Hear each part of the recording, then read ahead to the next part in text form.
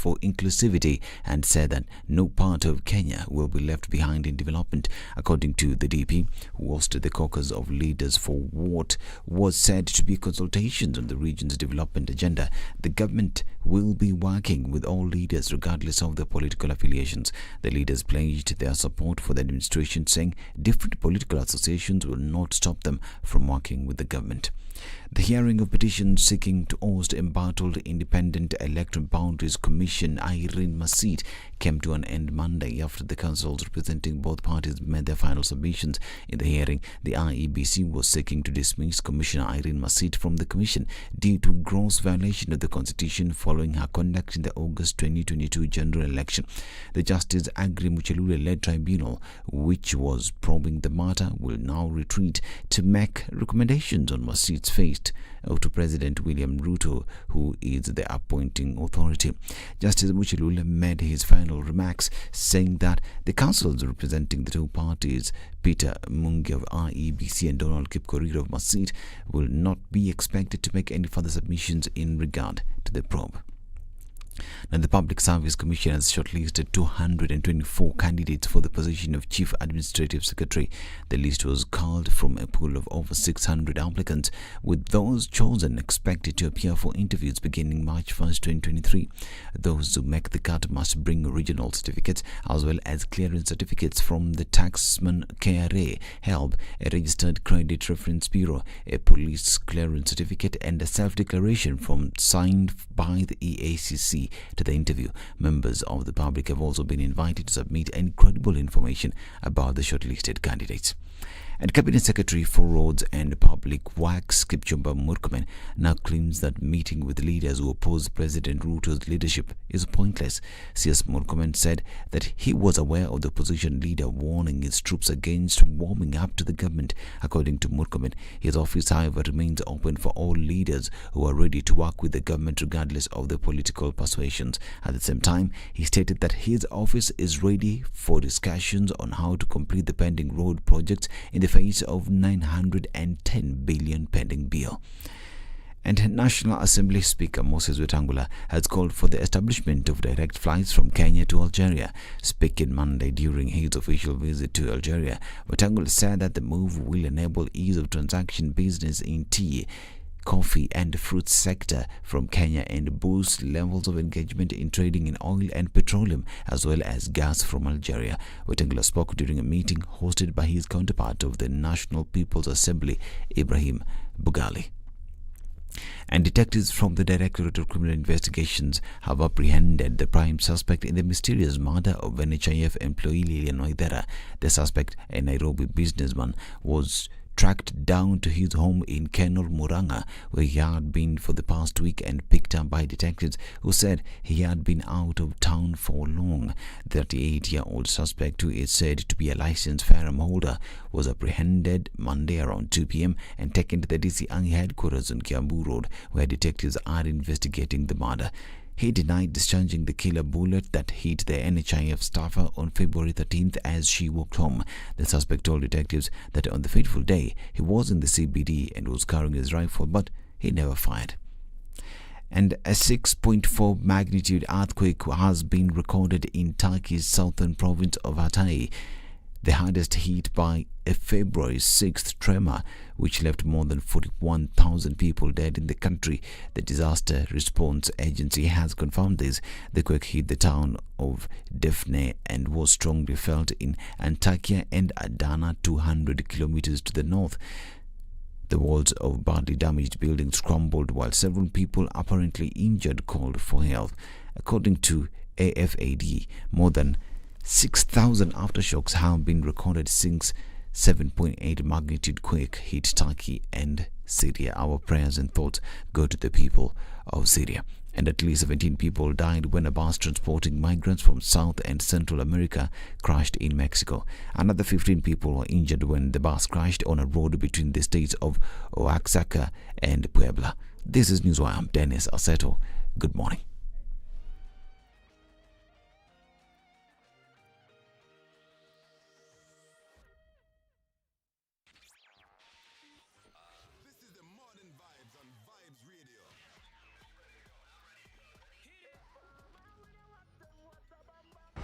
The following takes place from 6 a.m. to 10 a.m.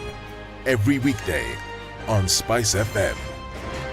Everybody, welcome to Kenya's biggest conversation. Heri Latifa, Muga, Madam Du, nimesalamia wote sana. Tumepokea salamu, asante sana. Hapa Garissa today the weather is very good, only that baridi inatupeleka mbio sana.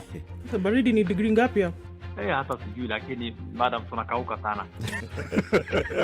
If you want to follow the money trail, you've got to think like a thief to be able to catch that thief. A slap from a friend is better than a kiss from an enemy. You remember the kiss of Judas Iscariot? Iscariot. Yes. Is the one that imetuweka kwa hii mashida yote na mataabu kwa sababu of that kiss. Yet the slap of Jesus Christ when he slapped those guys wenye walikuwa wanauza mboga ndani ya kanisa took them to heaven. The Situation Room, Kenya's biggest conversation. Good morning, welcome to Tuesday. How are you? Are you out yet? Well, good, because not much in terms of traffic happening right around now. Uhuru Highway is looking free, clear all the way into the city centre. You shouldn't have a problem with that. And then on towards Westlands, we're looking at some traffic on Juja Road, however. It's going to connect with Outer Ring. It doesn't look too bad coming off of the Thika Superhighway, but just wait. 6:30, different story. SpiceFM KE on Twitter. Talk to us there just in case you wanted something that we should know about. Let's keep things moving this Tuesday.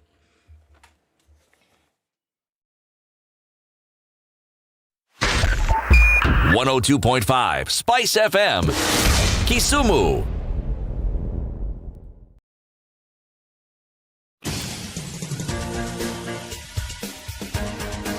This is the Situation Room, the home of hard-hitting political commentary and penetrating insights about the state of the nation. This is a talk radio experience like no other. The Situation Room, a place for hard truths, debates, and elevated conversations. The Situation Room, witty, political, engaging, deep, controversial. In the room, we have C.T. Muga, researcher, academic, seasoned political observer, a fountain of wisdom in these politically uncertain times. Ndu Oko, Nigerian by birth, Kenyan by choice, communications expert, Pan-Africanist, a truth seeker and believer in people power, and Eric Latif, agent provocateur, the man in the chair, seasoned journalist, news hound, a man who believes in punching up, not down.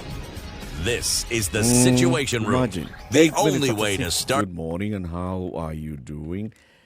Welcome to Tuesday, 21st of February, 2023. How you doing? City Muga? Yes, Eric Latif. How you? Mimi? Iko maridadi kabisa. Good man. Good man. Good man. Ndu? Yes. What have you taken? Where? Taken where? I don't understand the question. What have you had? Tea. Only. Coffee. Only. Only coffee. Yeah. Is there something else I should have had? First of all, early in the morning. Something that goes a song, early in the morning. There's a song like that. Oh, is there really? I was waiting for you to sing the rest of it. And voila. Actually, I forgot what the other. By the time we were starting, he had the whole song. Yes. Then I sang the first line. The rest, zoop. Out. Disappeared. Remember, kuna mambo mingi. Instead of just doing its job and remembering, it also forgets. Just goes. Yes. It forgets to remember. Ndu, what song do you have in your head, in your mind? What's playing now? Sing it. Go. I see fields of green, red roses too. I see them something for me and you, and I think to myself, oh, what a wonderful world. Such more. It's a wonderful world, isn't it? Yeah. You know. You sing to yourself. What a wonderful world. Okay. I was telling you the other day, when she was singing this, crooning some of these such more tunes, I told her that, that scratchy voice of his opened new avenues to singing. Yeah. Then there's a cabaret who came on the scene with an equally scratchy voice called Rod Stewart. Yeah. Oh, I liked his song. Yes. Yes. I Very- spilled 3 things this morning. You did. Does that mean something? Yes, it does. I was coming down the stairs and I spilled, had my coffee granules in the cup, fell down the thing and spilled. And I had some water with some lemon. It knocked the door and that spilled. Okay. Then Right? third. And then my makeup thing, my powder thing, the cover opened and that spilled. Okay. So Three. that's 3. Yes. Is there something? Somebody confided in you recently, and you're really itching to tell someone. So as we're here, This is it. as we're here, we You keep are itching to confidentiality. tell someone. Yes, and confidentiality is best kept when it's among friends. Huku nje watu wako na shida.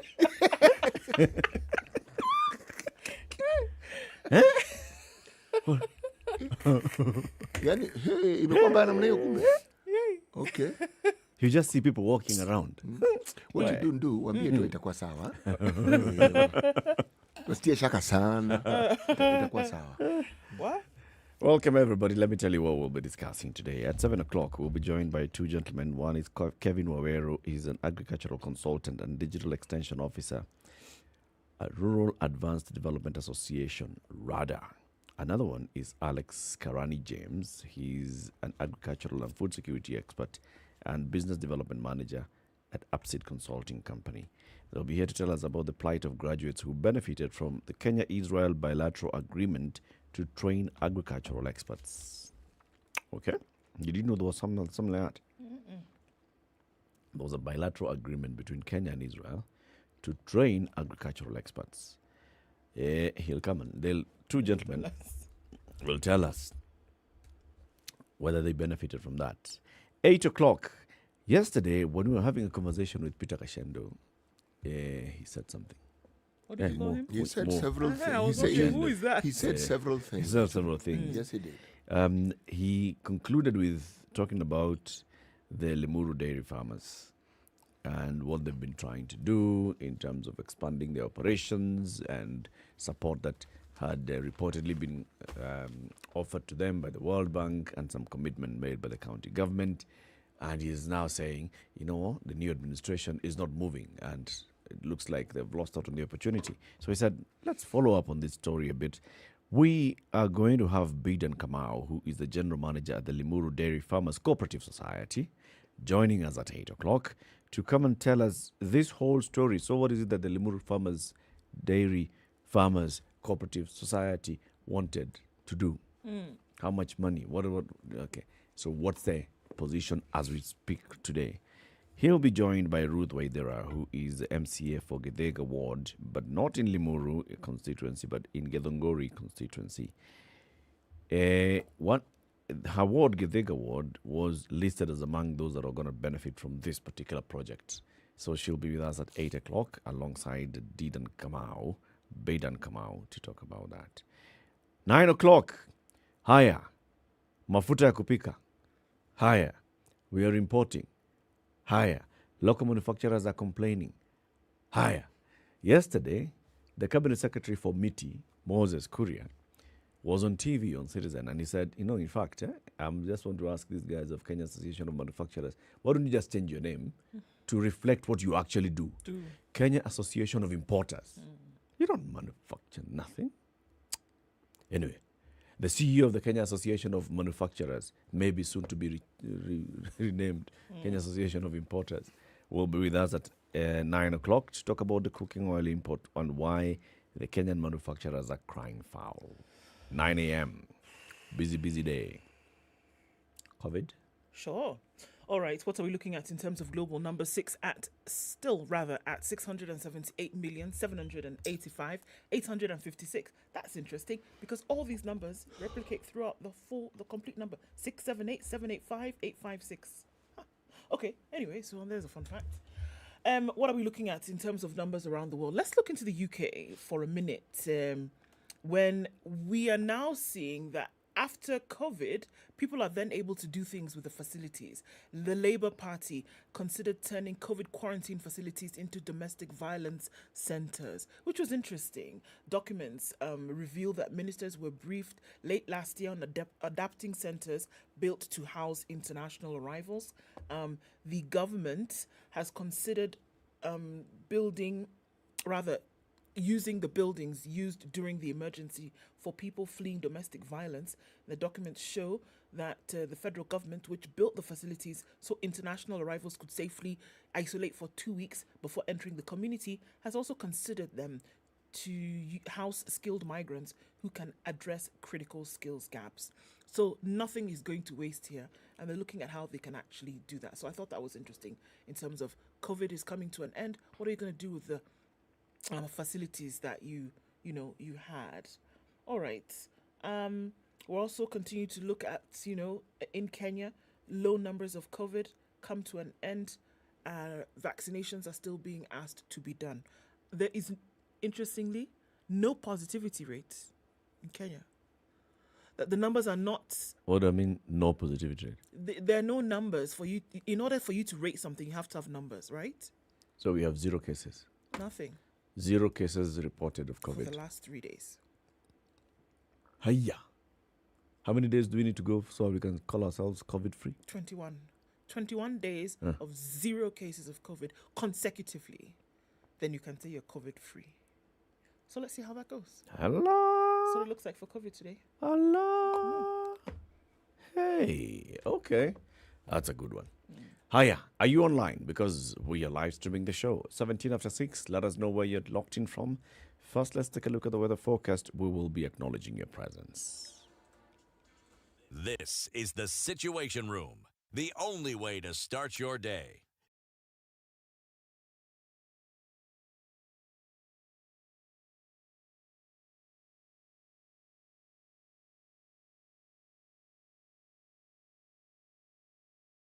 Fly Emirates first and business class and look forward to a journey that's as incredible as your destination. Start your holiday with delicious fine dining, impeccable service, and comfort that's out of this world. Sip drinks in our A380 onboard lounge on flights from Dubai and beyond. Watch a movie and drift into a restful sleep in flatbed seats. Treat yourself to Emirates first and business class. Fly Emirates. Fly better.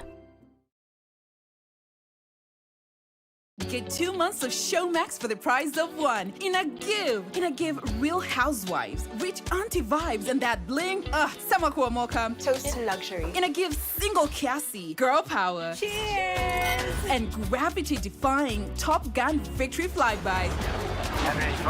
This morning, highs of 28 and lows of 16. It's partly cloudy at 13 in Nakuru. We'll see highs of 30 and highs of 28 in a clear Nyeri at 10. It's partly cloudy at 14 in Eldoret, highs of 27 and lows of 12.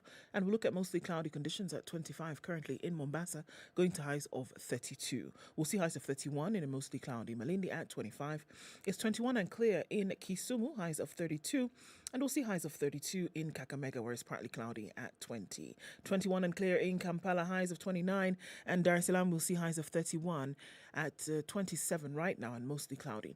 It's 15 and partly cloudy in Johannesburg, highs of 25 and lows of 13. And it's hazy over Lagos skies at 27 with highs of 34 and lows of 26. It's raining at 24 in Kinshasa, highs of 32. Back down to lows of 24.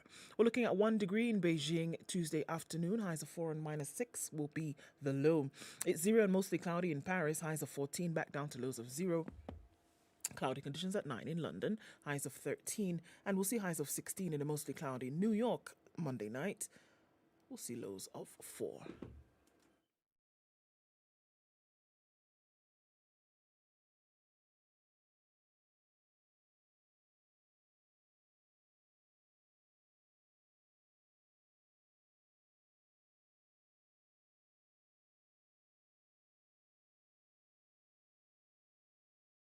Mature, intelligent talk every morning. Spice up yourself.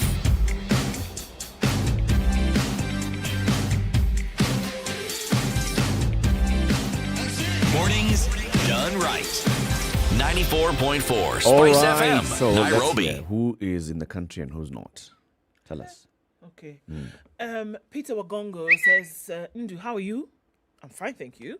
Eric, CT, good morning. Good morning. Happy to hear you once again this morning. I am tuned to the end. Very Welcome. good. Amos Freeman is in Kimilili and he says, good morning, CT Muga, Ndu, and Eric Latif, Santisana. Happy Monday of the week. No, dear. Today's Tuesday. Collins, join us. We've left Monday a minute ago. Maybe he's Eric saying something. Okay. Well, all right.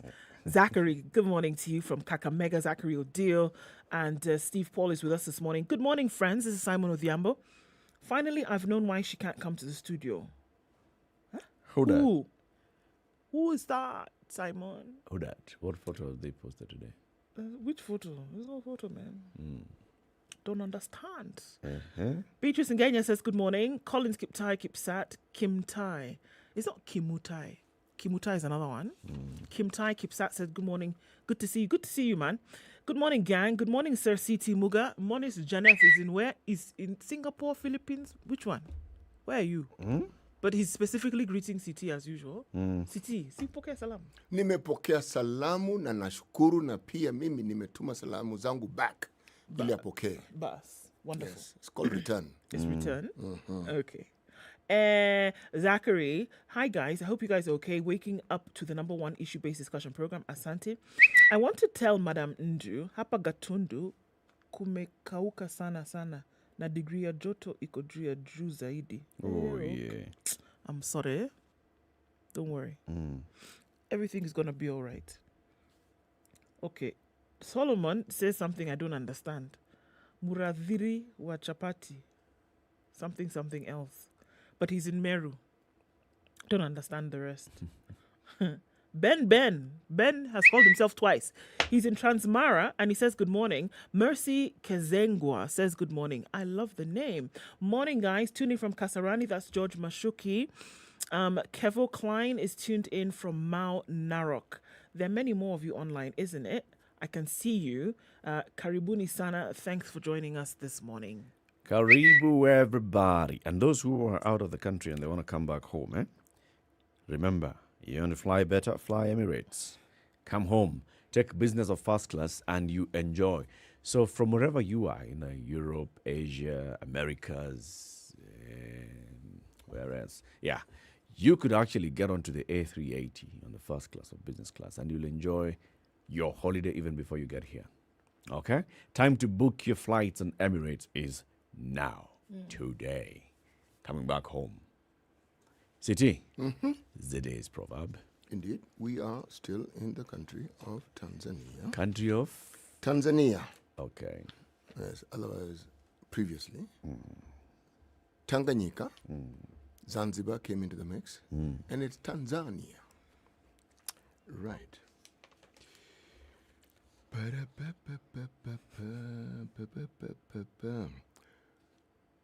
It would be a mess if I didn't sing before the proverb? No, if I didn't have a proverb from Tanzania narrated in Kiswahili.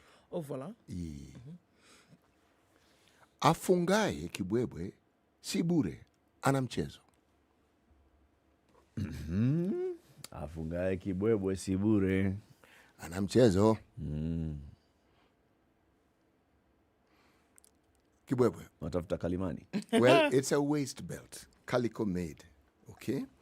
And she who ties a waist belt does not do so for nothing. Waist belt or waist bead? Well, you can expand your vision, but it's belt, something you tie around the waist. Usually it's meant for dancing. Okay, thank you. Yes, okay. But waist bead can work. It does. Now, while you're at it, ankle bead can also work. Indeed. Yes. Wrist bead can also work. But whatever and wherever the bead is tied, it is not for nothing. That's true. But according to the proverb, hayo yote ni sawa, lakini afungaye kibwebwe sio bure, ana mchezo, ana lengo, ana kisababu. Something's afoot. Yes. Okay. Let's look at the newspaper headlines. Before that, somebody's asking, when will we see the Edna, who is mentioned ever so often? Is she a hottie, as they say? What? Edna, umesikia? Who's asking? Somebody called Deep State, so I'm a bit worried. Okay. Edna Deep State hottie, is looking umesikia? for you. Oh, if it's like that, I'm not showing them Edna. Leave my Edna for me, I beg. The deep state is looking for Oh, you. we're not doing again. Leave us. Okay. Okay. The Standard today, if there's a bear, it's poking it. Joker or rogue DP, case of Gachagua. That's what's on the front page. So, okay. We'll look at that later, shan't we? New mosquito species could wipe out malaria gains. We know that the Kemri has found a new mosquito in the recent days. It's said to be unique. It thrives in man-made containers such as jerry cans, tires, open tanks and underground tanks, and in polluted environments. And we'll see the reasons why they're saying it's possible that it could wipe out all the gains that have been made in the fight against malaria over the last few years. Okay. Why it will take more than an army to win the bandit war. That's a story that's being looked at. And then to here, Masit's fate now lies in the hands of Judge Agri Mushelule. The waiting for the verdict on that. In case you forgot, Masit is one of the 4 IEBC commissioners who is up for conduct matters. He's one of the 4 Chereras. She's one of the 4 Chereras, indeed she is. Sex abuse, true price of a cup of tea. There's that expose that was done by BBC I, and looking at the alleged sexual abuses cases of workers on tea farms owned by British organizations. On the front page of The Nation, big names in race for CAS. We're looking at some names there. Dr. Evans Kidero, Bishop Margaret Wanjiro, Mr. James Ongwai, Miss Adelina Mwao, Mr. Samuel Tunai, Mr. MacDonald Mariga, Mr. Caleb Kostani, Miss Millicent Omanga, Mr. Cleophas Malala, and Miss Purity Ngirishi. Okay. Former governors and scores of poll losers are among those who have been shortlisted for the post of Chief Administrative Secretary, days after the courts allowed President William Ruto to make the appointments. So it's a wait-see kind of thing. It's a looking thing. CT. This one is a looking thing. It's a looking thing. It is. Rectangular law firm hired by electoral agency. A firm linked to House Speaker pre-qualified by IEBC. Uhuru loses allies. Mount Kenya clout as political gamblers fall flat. Yawa. On the back page of The Nation, why the control of budget denied 28 counties cash requests. Not very nice, this control of budget. Not giving people their money. But that's what it looks like, front and back. Okay. The Business Daily. KRA seeks sniffer dogs to catch cash hidden in bags. Like real dogs. Yep. They'll say they'll soon have sniffer dogs at border points and airports trained to detect currency in its latest fight against tax evasion and money laundering. Through its Customs and Border Control Department, KRA says plans are at an advanced stage to start training these canines to sniff out cash in the same manner they detect drugs or arms. So basically, KRA is saying cash is coming in and going out through our borders, just like that, in bags. And the best way to detect it, bring in the dogs. Higher, the other headline. Property auctions cut bad loans by the biggest margin since 2007. This is the size of defaulted loans in December dropped by the largest monthly margin since 2007 on increased property auctions and repayment of non-performing debts through restructuring plans. So basically, more and more people have been auctioned and banks are happier. That's the bottom line. NIS is fighting a 10 billion shilling budget cut in austerity reviews. The spy agency is saying, my friends, you remove 10 billion shillings from our annual budget. We cannot guarantee that we can secure the country against security threats, including terrorism.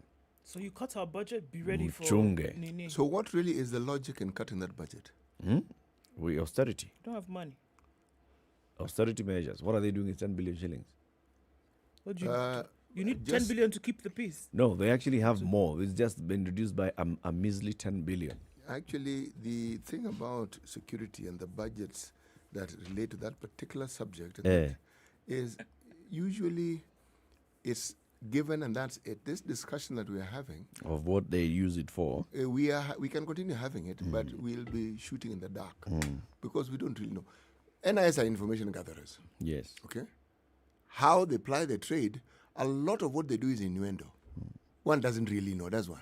No, one does not. Yes, exactly. We can guess, we can say, you can talk about having spoken to an NIS officer, so what? It's like saying, I know a policeman, so I know how the police service works. I don't. No, you don't. I actually have no clue. So, and they can't. Can they also come and tell us, well, why this 10 billion is important? They can't, because now we enter Official Secret Service Act. So now it's like telling us what they actually do with the money. They should tell us. That's not going to happen. Hatutaki kujua basi wakae bila pesa. The Star. Let me tell you, there's another headline. No, please continue the headline. You remember the other day we were talking about the control of budget, saying she did not authorize the National Treasury to actually withdraw money and buy shares of Telkom Kenya from Helios. Yes? 6 billion shillings.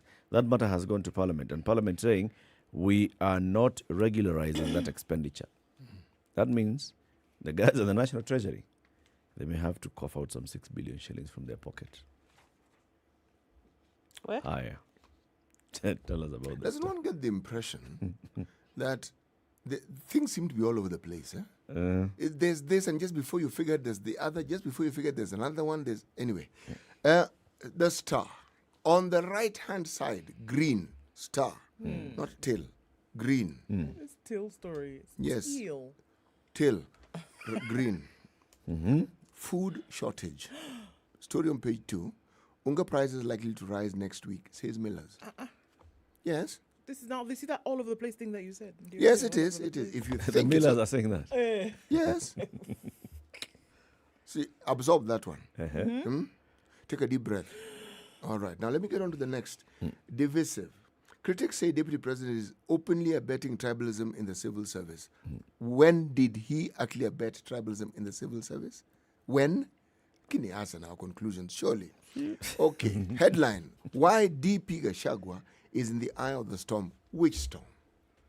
Which storm? You read the story. Why are you judging by the headline? Opposition MPs threaten to lead anti-taxation campaigns in the regions. Let them. This is on page 400. I mean, surely, why threaten? Why don't you just lead the campaigns? Just do okay? it. This thing of they are threatening. Go ahead and lead Go the and do campaigns. it. Right. Now, there are people who have taken this thing seriously.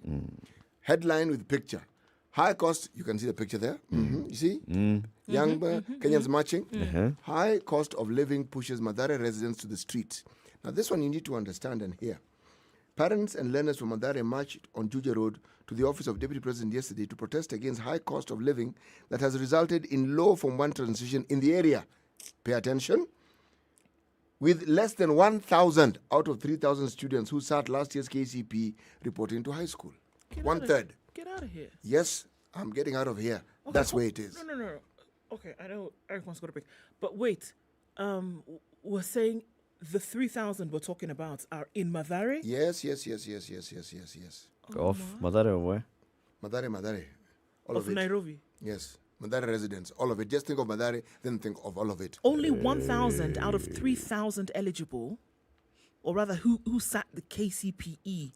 Yes. Only 1,000 of them. A third. More. A third. They're protesting. There's a problem. When we talk about, yes, the this and that and the requirements in the where to force that we're being told about the CBC, clearly this is the impact. We are seeing it. And these parents are not keeping quiet. They've decided they are going to talk about it and people are going to know that they have a problem. Let's take a break. Okay. 26 to 7, Showmax wants you to go to showmax.com and do what? Showmax wants you to go to showmax.com and pay for your subscription. As low as 300 shillings. But then not just that. Once you do it, they're going to say, look at this guy. He's done like that. Give him another one. Another what? Subscription for another month. Wow. Imagine. Just like because that. you went and did like that, they will do Like that. that. Showmax in a give. Okay. This is the Situation Room, the only way to start your day. The following takes place from 6 a.m. to 10 a.m. every weekday on SpiceFM. You tune into Kenya's biggest conversation. My name is Ramanya. Amen. So 1 hour is over? Yeah. Oh, yeah. Okay. It gets over Can you imagine in 20 minutes. what the big boys have also done? I'm very proud of myself. When you understand about partnership in politics, it's like the way marriage is these days. When you're looking for a wife, you're like, oh, maybe you can help me pay for fees as I pay for the rent. Why should you have a lioness living in your bedroom? I have to tell you a story. I went for a prayer meeting, which was called for the spouses of candidates for senators and governors. And when I got to the gate, the lady who was the secretary, she refused to. She's telling me, no. Leo tunataka wa mama. Leo ni wa mama. I'm telling her, no. She said, no, sio siku yenu. And I thought, there's a problem here, because if it was a man, but this was a lady. It will be called First Ladies until we change the name. Few minutes after 6:30, and we're looking at traffic building up on Jogger Road, and everybody else seems to say, okay, yeah, Jogger Road, do your thing, we are coming. The Thika Superhighway building up traffic slowly, getting past Tutali, and then we have the service lanes which you can use, which are still okay now. Kiambu's trying to get to that bumper-to-bumper state, but not just yet. Coming out of Westlands, you can still do your thing. They're saying 7 o'clock hasn't reached, so, we're not interested. Around 7, then maybe that's when we'll show ourselves. But for now, you're okay. You just carry on doing your business. Southern Bypass looking good. Northern Bypass, which is going to stack up later. For now, he's saying, I'm not yet awake. Just be going. Eastern Bypass as well, not much in terms of traffic. It's all right going towards that whole Utawala area. Then we're looking at, connecting with Airport Road from Outer Ring. That looks okay for now. So everybody's still waking up. Just give them another 20 minutes. We'll see what happens around 7. Okay? Okay. SpiceFM KE on Twitter.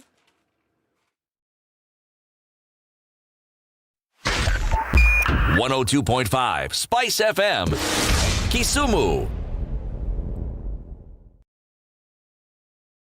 Mature, intelligent talk every morning. Spice up yourself.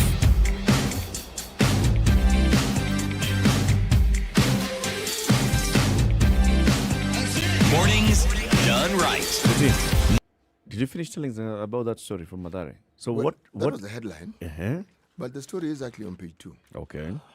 And the headline on page 2 is Lobbies Seek Gachagwa's Audience Over Students Who Haven't Joined Form 1. Mm-hmm. Yes. Essentially, I'm going to summarize it. But let me read, then I'll summarize it. Okay. The protesters from the informal settlement of Maldare want Deputy President Rigathi Gachagua to tell the country what the government's plan is on students who are yet to join Form 1 due to lack of fees and the high cost of living. Mm-hmm. The petition was received by officials in the DP's office. They marched and went there, and they complained. Essentially, what we've been talking about in bits and pieces, the residents of Madare have decided they are going to make a formal issue out of it, and they're even giving the numbers and the details. And the story goes on to tell you about the number of students who actually qualify to go to Form 1 but are not, because they can't, because they do not have, the parents do not have the capacity to take them to school. So this is Form 1. Form 1. Transition from KCPE to Form 1. Yes.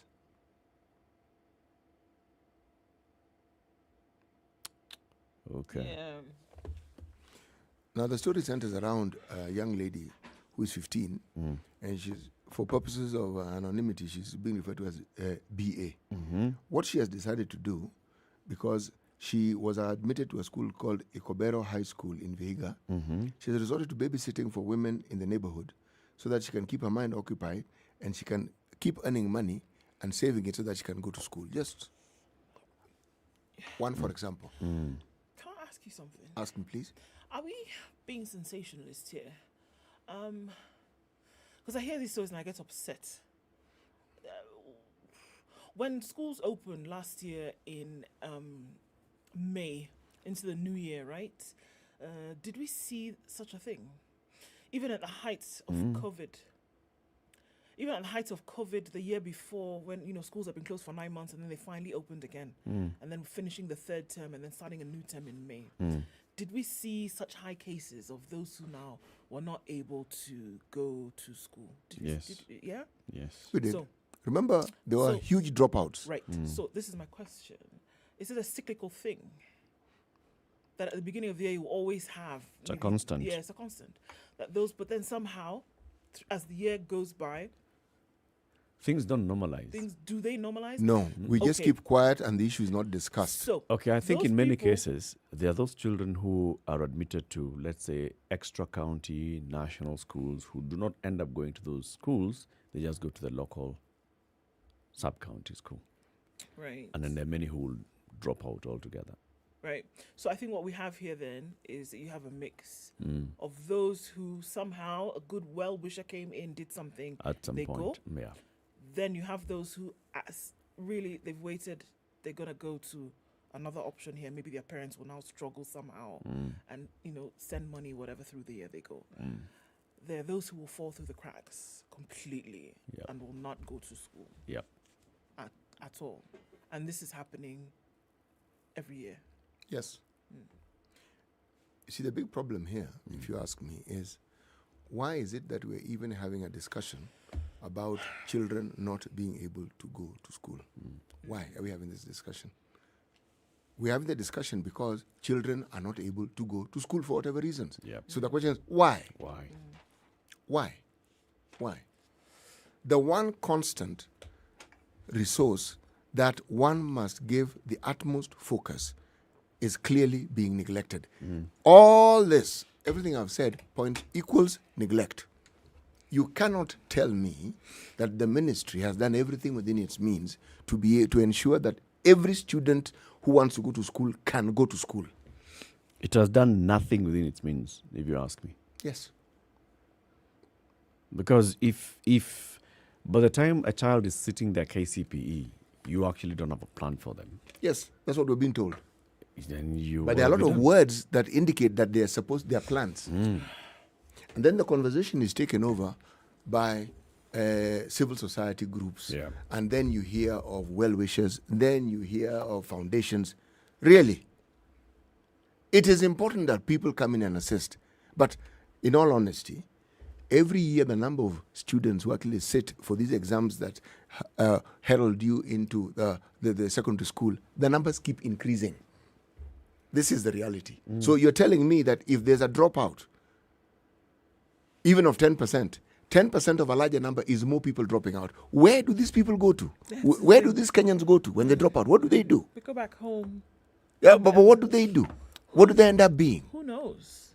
Yep. All those opportunities Someone that goes could have been somewhere available. to a vocational training. Absolutely, that's the thing. Yes. Somebody will, learn a trade somewhere. Somebody will stay help their parents at home. Others will go stay with other relatives and do. I mean, this is the thing. You know and what when we're I say discussing fall here? through the cracks, that's exactly what it is. We are discussing a ticking time bomb. We are. You know what we're doing here? Do you know what's happening here? Is that children, because forget it, I don't care if they're going to high school, they are children. Children who've been robbed of a vital part of their growing and learning. They are. Vital. Yeah. And that's what we're talking about, has been We forced into situations are which they shouldn't because letting they're children. down the future of this country. We're letting down this discussion can't continue being cyclical that we're talking about as though it's because they're talking about it over time, then normalizes it. So it's something we just discuss. And as then- though- and then you and get then we upset move, and then, yes, then we move on. No, the ministry needs to come and explain this.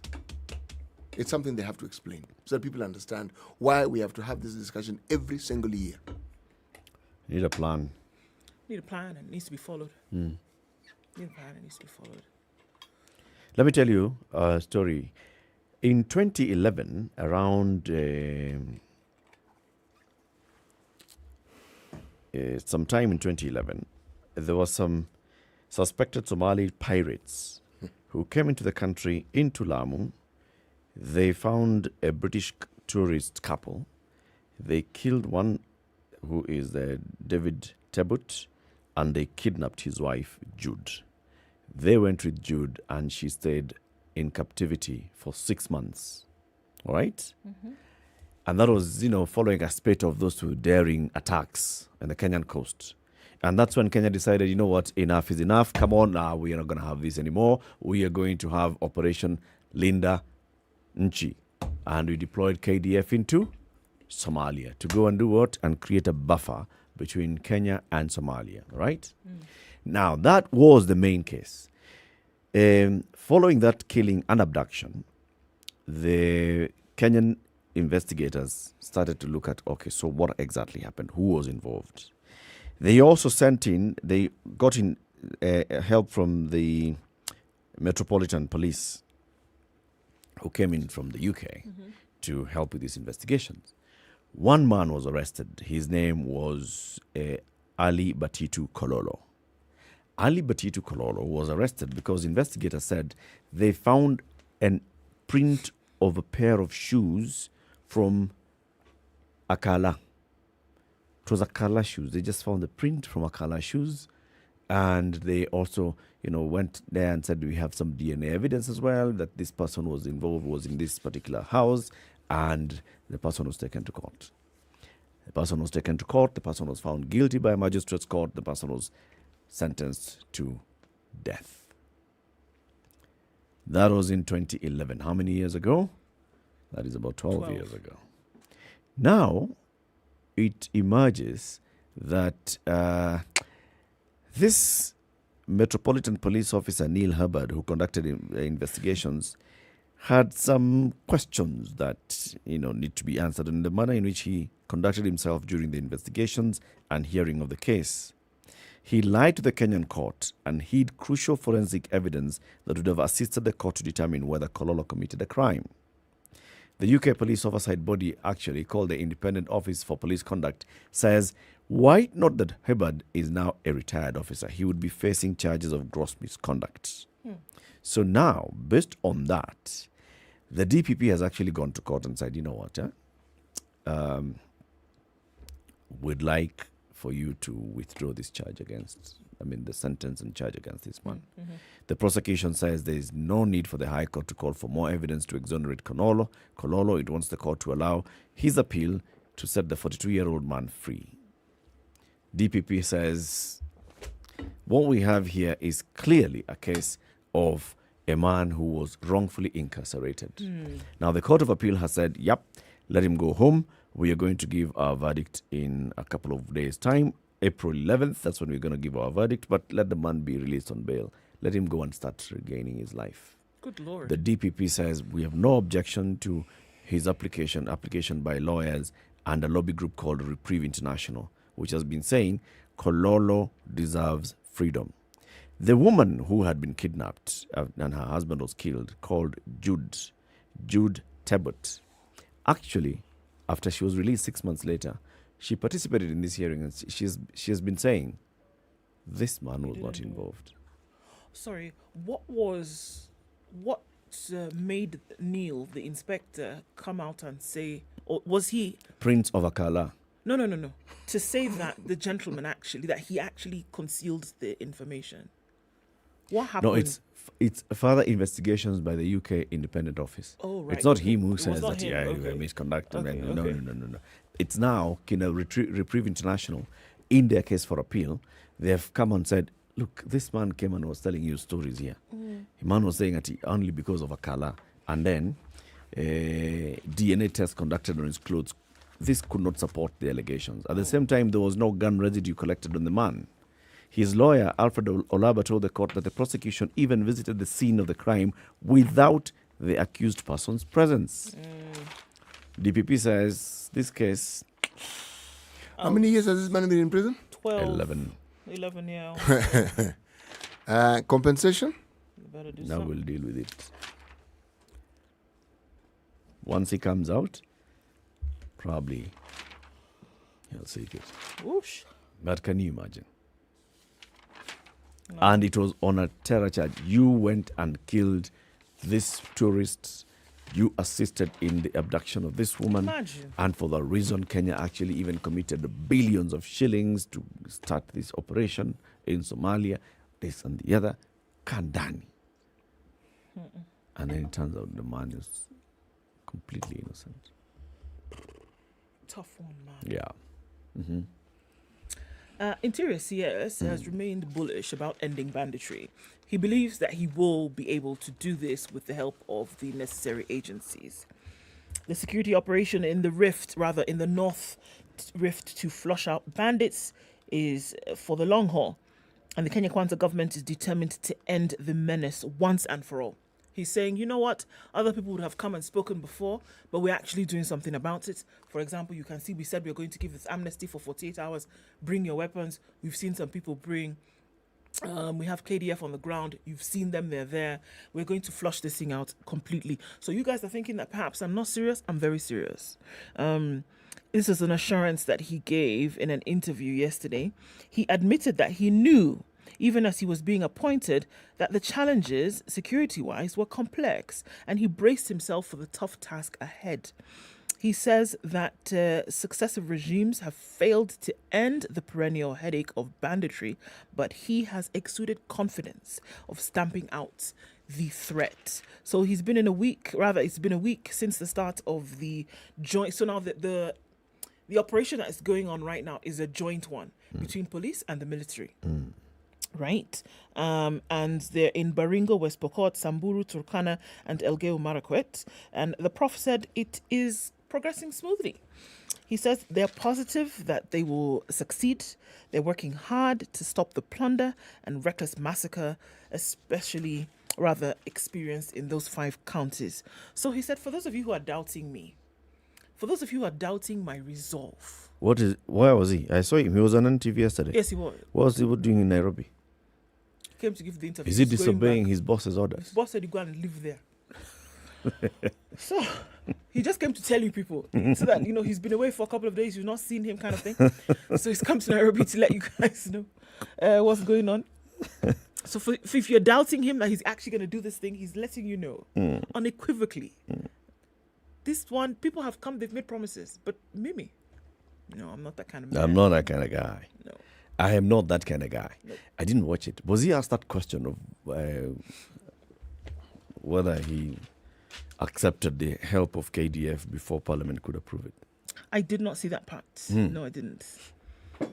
I didn't. But it seems to exude some kind of confidence. Of course. I don't think that it would be a good idea for him not to. There is no interior CS who's never exuded kind of confidence, including Olelenko. Oh, voila. I see what you did there, but okay. He's saying, so if you're doubting him, stop it. He's giving you his assurance that this thing, not that it will be reduced, not that he will arrest some people, not that, no, he will end it. He will end banditry. Yes. This is what he's going to do. This is commitment. Yeah. Okay. So he'll be back to Nairobi, so you don't worry. Okay. For now, he has finished that business. He'll be back in the rift tomorrow. Today. Abi, is it, today? Okay. Siti.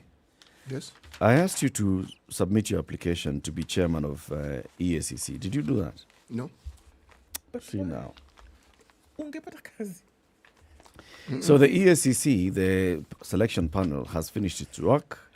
And they have shortlisted the candidates for the position of chairperson, ethics and anti-corruption commission. I looked here and I was expecting to start screaming, and I didn't see Charles Timothy Muga. No, I did not apply. The names that I've seen here, there are 14 names. 14 candidates have been shortlisted and they've been invited for interviews. Among them, Kivuda Kibwana, the former governor of Makueni County, Thomas Letangule, lawyer from Baringo,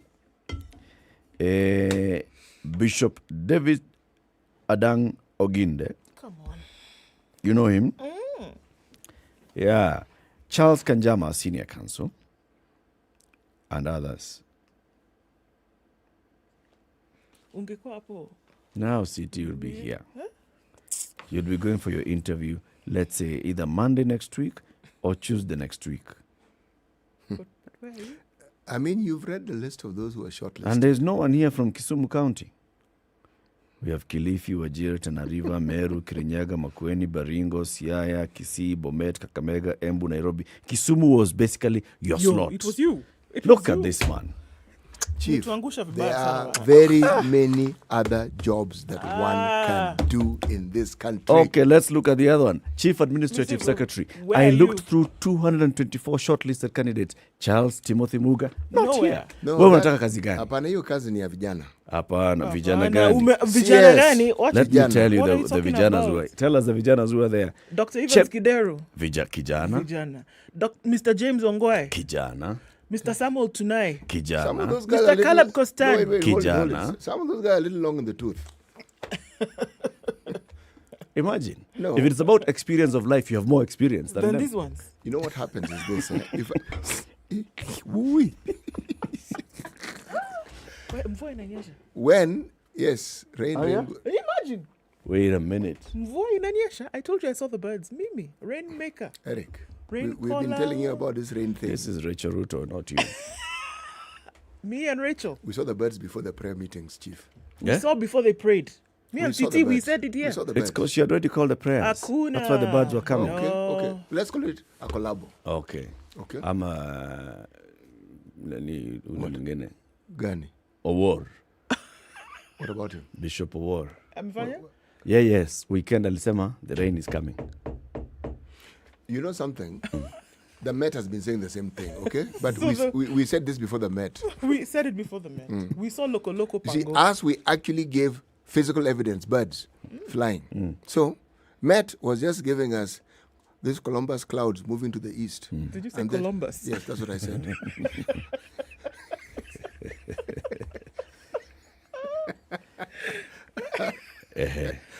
The point is, Eric, when the CS position was created by President Uhuru Kenyatta, immediate former president, the majority of people who were put in this post Were young people. And I agreed with that idea. Because how else do you get people to understand how the civil service work if you don't infuse them into the system? That was my understanding. Yes. Okay? So now, if you are going to fill those positions with post-retirement types, okay? Okay, you know who else is here? Mr. McDonald Mariga. Young person. Mariga is young. Cleophas Malala. Young person. Unaona? Young. Dennis Purity Itumbi. Ngirishi. Itumbi, young. Young person. Purity Ngirishi. Young. Young. You know, so long as somebody is younger than me, they are young. Yikes. Okay. But the other gentleman that you mentioned first, Aish, no. I was trying to show that, you know, there's a way. Look, if you look at the number of people who are given these jobs, there are people who never held such positions before. They were fresh faces. That, for me, was a breath of fresh air. Okay?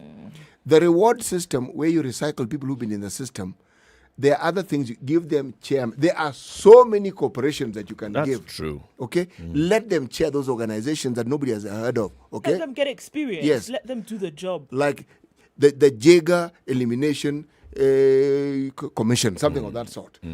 Something of that sort that is bound to help some people but nobody knows about. That experience can be brought into such a place so that we can actually understand how this is working. But a job like that, people who've already held even higher positions than that, no.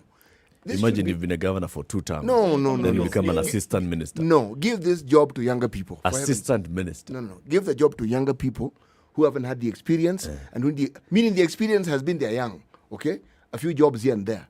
Let's see fresh faces in government. It's good for us. Lakini James Ongwae yeye alipanda mbegu na akapalilia hii kampuni kweli. This is what I'm trying to tell you. There are certain people. Is he a shareholder in this enterprise?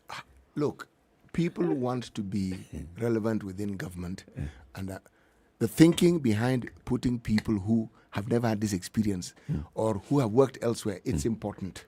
However, City, don't forget, even as Uhuru was appointing those young people, he also appointed the political rejects. He did. I'm not saying he who had didn't. been rejected then. but- Yes, I am saying the reward system should focus on those who are young, youthful. Yeah. It is important for young people in the country, who are the majority, to see their faces being represented, meaning they look and say, that one represents our age group. I Okay? agree. Not that one represents our grandfather, or that one represents our father. Okay? No. We're sending the wrong message. Well, getting used to a GK and all those things, my friend, can be addictive. Not only is it addictive, Chief, those positions are beautiful. The things that come with it. And you're a CAS. You're not the one who's in charge. You're not the accounting officer. You're not the PS. You'll never be called. But you have trimmings. Yeah. And all you'll be doing is being organized by Musalia Mudavadi to go and answer questions in Parliament. And their directors work in that ministry. They are undersecretaries. They are people who do the donkey work. Just and appear present it. before Parliament, answer questions. Mr. Chairman, I may have to come back on that because we are not prepared well for that question. Please give us another 3 weeks. Come back after 3 weeks. Meanwhile, Prado, Inside. bodyguard, kila kitu. Good morning. It's 7 a.m.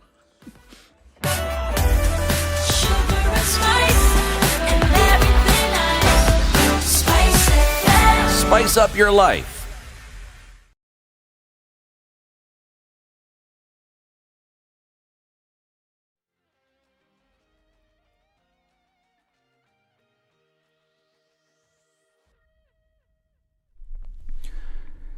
Good morning, this is News. I'm Dennis Aseto. The hearing of petitions seeking to oust embattled Independent Electoral Boundaries Commission Commissioner Irene Masit came to an end Monday after the councils representing both parties made their final submissions. In the hearing, the IEBC was seeking to dismiss Commissioner Irene Masit from the commission due to gross violation of the Constitution following her conduct in the August 2022 general election. These are people unworthy to be witnesses. To call someone else to step down or to be convicted for breaking the law, when they are consistent serial breakers of the constitution and the law. They were present, they saw what happened, and they corroborated each other in terms of the allegations that we've presented and before you. They cannot be said to be hearsay evidence. They were present in these meetings, and they had to be blamed for meetings they participated in. It's like those men bring the woman to Jesus. When they were part of the act. So if there was any blameworthiness on the events of August 15, then Marjan, Gulie, Molu, and Chebukati cannot be saints. You're being invited to separate the commissioners from Irene Masit. The Justice Agri Muchalula-led tribunal, which was probing the matter, now retreats to make recommendations on Masit's fate to President William Ruto, who is the appointing authority. We'll retire as members of this tribunal to consider the evidence that was before us, tendered before us, consider the submissions, consider the law, and consider the Constitution, and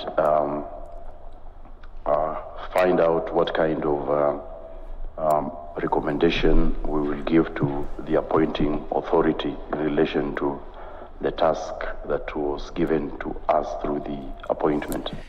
Deputy President Rigathi Gachagua now says doors are open for leaders who are ready to work with the Kenya Kwanza government. Speaking at the Harambee House, where he hosted a delegation of leaders from Kisii, Gachagua retreated the Kenya Kwanza quest for inclusivity and said that no part of Kenya will be left behind in development. According to the DP, who hosted the caucus of leaders for what was said to be consultations on the region's development agenda, the government will be working with all leaders, regardless of their political affiliations. We want to move on as a country, and it is the intention of the president that we go together with the Kisii people.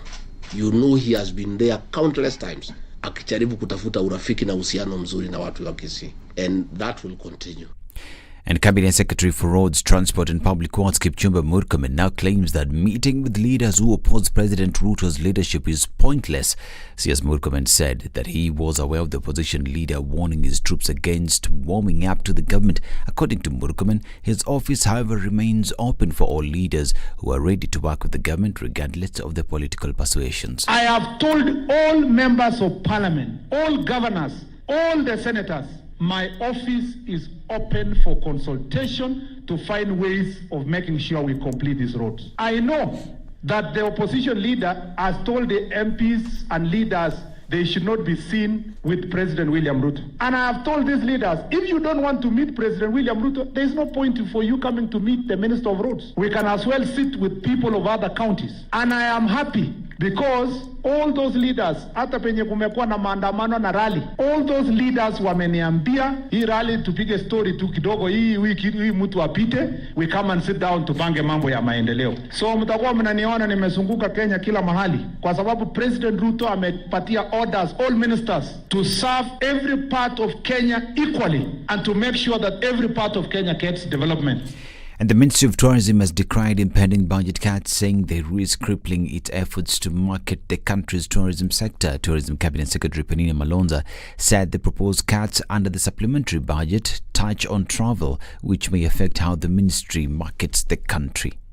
When I came in, the ministry was at around 119. Today, as per this report that we will table tomorrow, we are at 268 billion. If you look at the development budget that was cut 200 billion, which is more on traveling, and we have no money actually to travel out there and market. And that means that the ministry will be at any length crippled. The sad story, and a 6.4 magnitude earthquake was recorded Monday in Turkey's southern province of Hatay, the hardest hit by a February 6th tremor, which left more than 41,000 people dead in the country. This is according to the country's disaster agency. The quake hit the town of Defne and was strongly felt in Antakya and Adana, 200 kilometers to the north. This is Newswire. I'm Dennis Alseto. Good morning.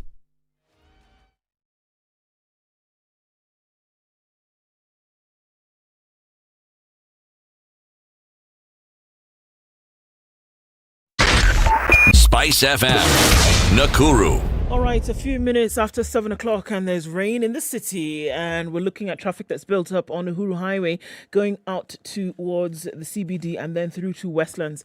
Jogo Road is busy. Gong Road is also pretty busy as well. Looks good on Langata Road. You'll be able to get out into the city without too much of an issue. You'll touch on the Nyeri Stadium roundabout and then heading out towards Uhuru Highway. There's a little bit of traffic on Mombasa Road. It's going to head out towards North Airport Road, and then you'll connect with Outer Ring and then on towards the Eastern Bypass. All right, what's happening coming out of Western? A little bit of traffic here and there. Gong Road is busy as you approach then that junction. Connecting with Karen and then out towards town as well. Apart from that, not really much, except until you get to the thicker superhighway and we have traffic coming into the city. It's bumper to bumper, much slower than it was before. And Kiambu Road, I don't know how many lanes we are at right now, but it does look pretty messy already. Limuru Road, busy as well. Coming out of Westlands, we'll see some on James Gishuru, and then Ring Road Westlands touching on Chiromo. What's happening where you are? I know it's raining. I know. Tell us, SpiceFM KE on Twitter. Let's keep things moving whichever way this Tuesday.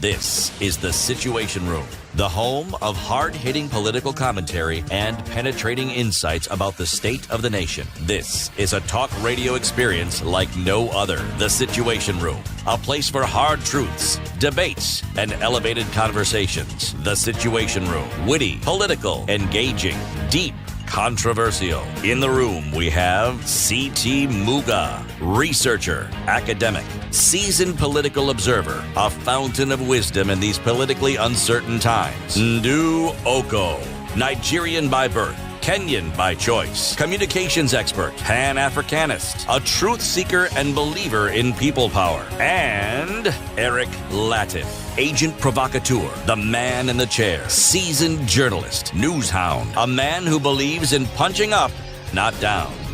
This is the Situation Good morning Room, and welcome the only to the way to second hour. start Happy your Tuesday. day. This is Kenya's biggest conversation. With regards to what we were just talking about, this shortlisted candidates for the position of Chief Administrative Secretary, and saying, some of these people are already retired twice over. Julia says, when the Kibaki administration appointed people who had outdone their shelf life, the then VP Wamalwa said, you could be 20, but delinquent. It's the value that you bring to the table. Okay. Indeed, there is. But when it comes to civil service, it's a discussion for another day. But there has been a gap in our civil service with regards to the youth having a position that they can not only occupy, but to rise up. Because when you have faces you've seen for the last 30 years, you know you have a problem. Who, you or the faces? In the third person. There's a problem because what we're saying is that in the civil service there's no movement, it's static.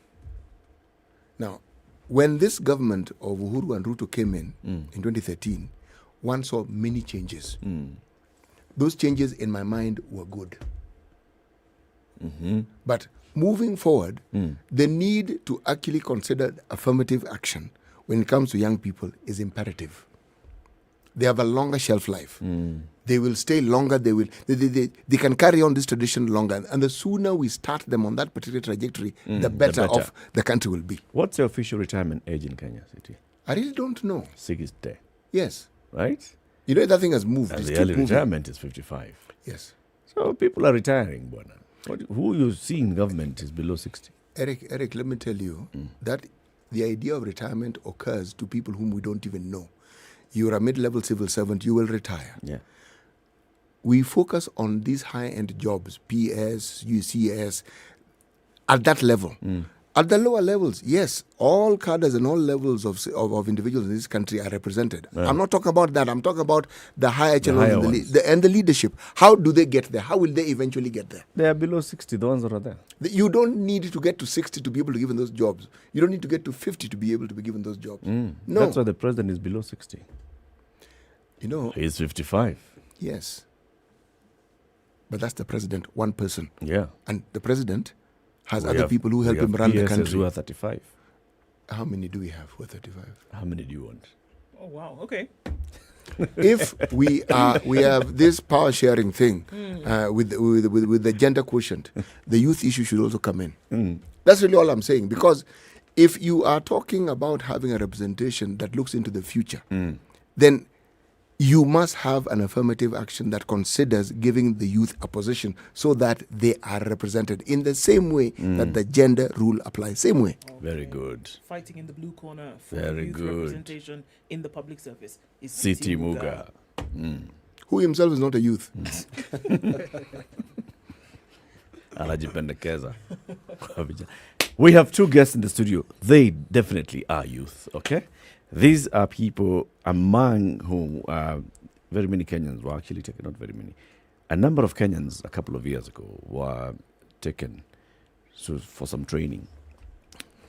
Kenyans taken to train in Israel on matters of agriculture and food security. They came back to Kenya. They have been participating in various things, and they'll tell us about that. Our guests are two, Kevin Wawero and Alex Karani James. They'll tell us more about them. City, give them the day's proverb. Yes, our proverbs for the whole of this week come from the country of Tanzania.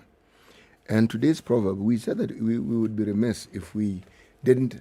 We were talking about proverbs from Tanzania and we didn't have one in the Kiswahili language. So I will read it in Kiswahili and I'll ask you two gentlemen to tell me what you think it means. Okay? It's not an exam. It's what you think it means. Not what you think I think it means. Okay? Afungaye kibwebwe, si bure, ana mchezo. Kevin, go first. You're allowed to ask questions also. Nice exam. You can ask him to repeat. Well, good morning, Eric, Lou, and City. Yes. First of all, thank you so much for having me in the studio. This is my first time in the Situation Room, and I'm really excited, and I hope that you're going to have a good conversation. Looking at that proverb, probably, what I think, I put it in the context of agriculture, because myself, I'm an agriculturalist, I'm a consultant, and I'll relate it with a Bible verse, the book of Thessalonians, the 2 Thessalonians, chapter 3, verse 10, which says, and I'm going to paraphrase it, it says, if you don't eat, don't. If you don't work, don't eat. But it could be having other meaning, but from my basic understanding, that I would say. Let he who does not work also not eat. Yes. That's what it says. And you're sure it's the 2 Thessalonians, the one Same- that you said? Same verse. He hasn't got it. He said wrong. he's paraphrasing. Okay. Alex, what do you think? Thank you so much, Eric, for having me in the show. Today, I think, Muga, you've caught us quite. No, we are always used to when you hit us with very nice African proverbs. But now you've taken us to Swahili. I was not very good in Swahili, but I think I have to ask you, what is kibwebwe?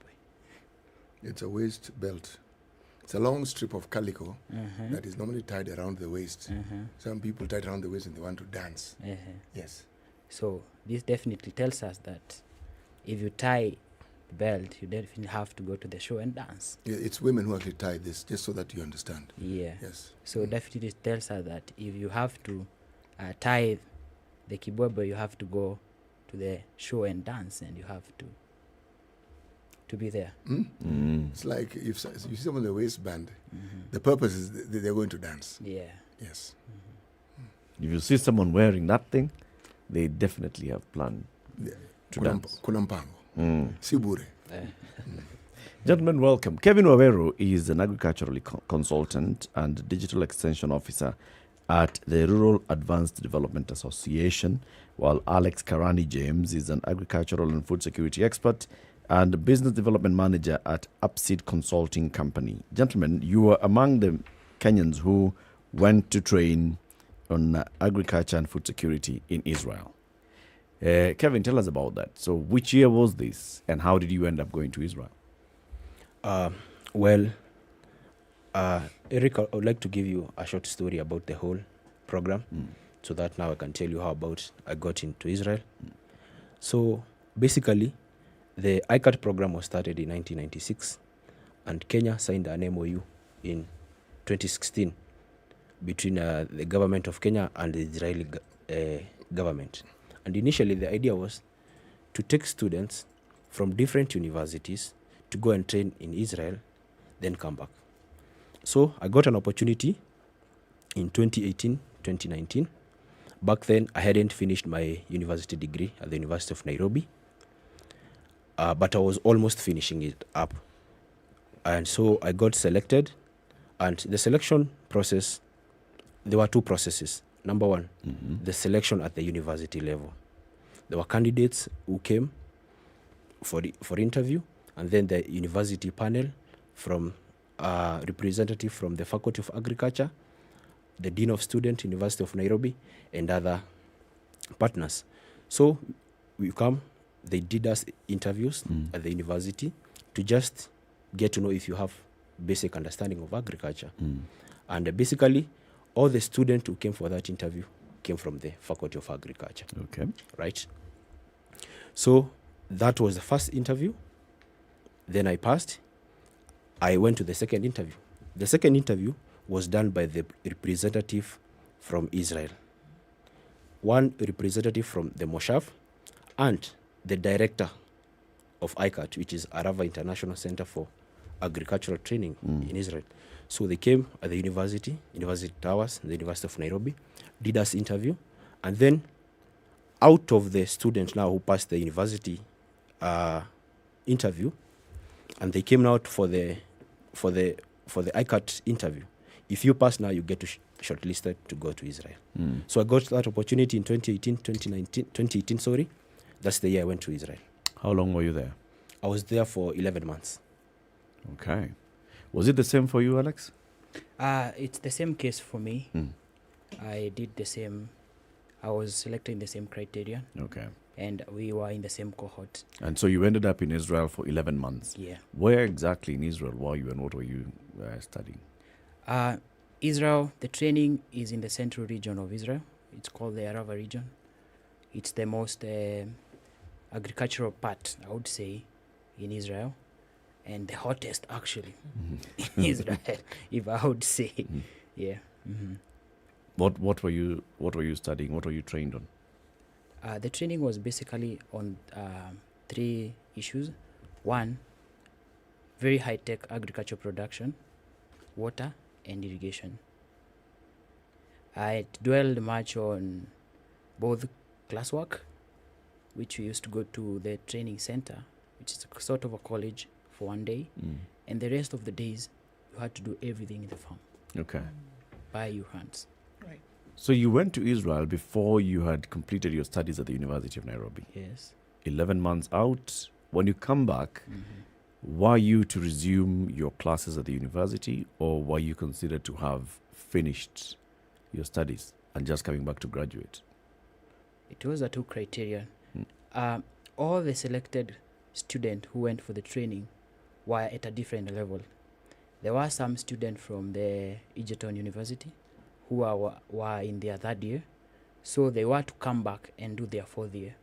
And there were students also from the University of Nairobi, Kenya Water Institute, who had just completed the coursework. They needed to do the training. So upon graduation, they were considered a student who didn't need to come to class again and do the coursework. So practically, it was coursework done. We are doing the practicals in the fields. Yeah. So what did it mean after the training, the initial period of training? What did that actually then prepare you for? To say, okay, right now we've gotten this, and then going into a job, working for what then would you say it prepared you for?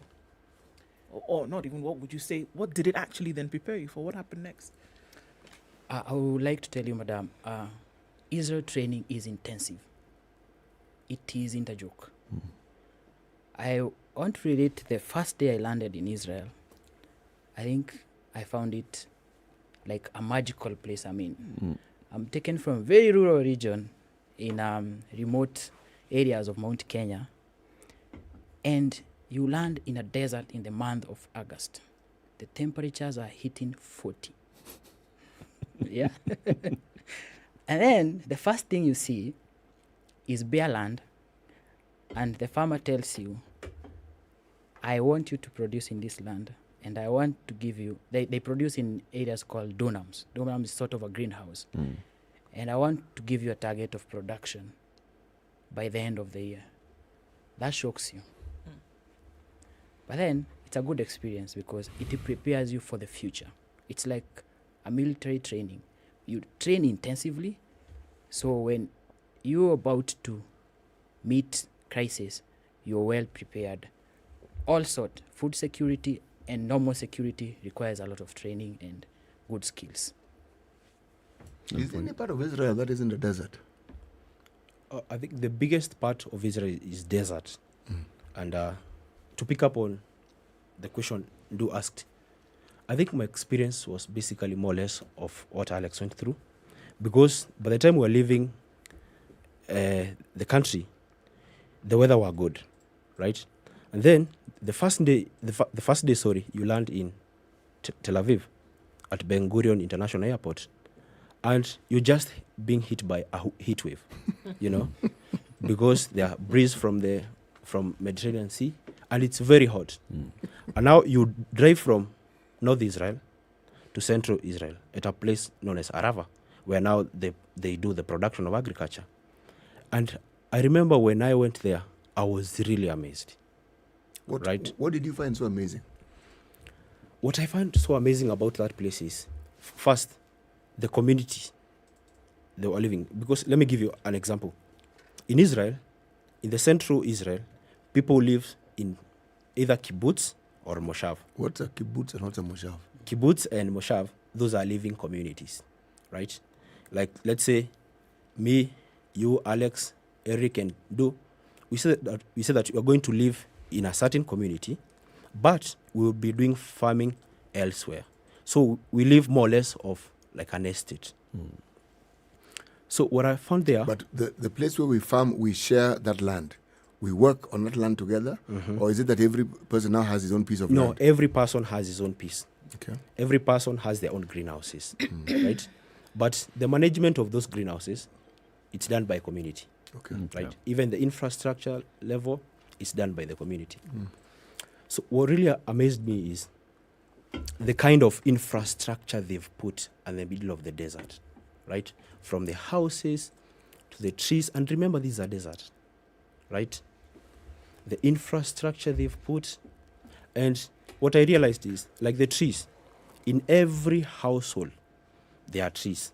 And every tree has an irrigation drip line connected to it, right? Imagine moving from Nairobi, going to the most arid part of Kenya, right? And then you find people living in good living conditions. In the middle of a desert. In the middle of a desert. Now, that's the living condition. Let's go to the farming level. So the second day, we go for an orientation in the farms. Oh man, these guys are really doing a good work. When you enter in the greenhouse and see the kind of crop they are producing, from pepper, tomatoes, other vegetables, you are shocked. Because you imagine the kind of weather conditions that we have in the country, best for production. Our water is good, but these guys, they don't have water. The temperatures, it's so hot, but they are really producing good food. Where do they get their water from? They get their water, I would say 50% of water used in Israel is desalinated water. So they get water from either the Red Sea or the Sea of Galilee. They desalinate this water and pump this water to the households and the farms, right? If they don't do that, they drill boreholes, and their boreholes goes up to 1 kilometers down. On what? 1 kilometer. Like a place where I used to live, it's a moshav, it's known as Faran. So we went to one of the water projects. And now the guests were just telling us, this is where we get water. And they told us they drill water to 1.3 kilometers down. And remember, this is saline water. So they have to drill it, pump the water, desalinate it, and then pump it to household use and the farm use. And here we have somebody drilling 60 meters, and they're wondering how they worked very hard to drill 60 meters of water. Aye, well, 60 meters. So much work. It's so deep. Yes.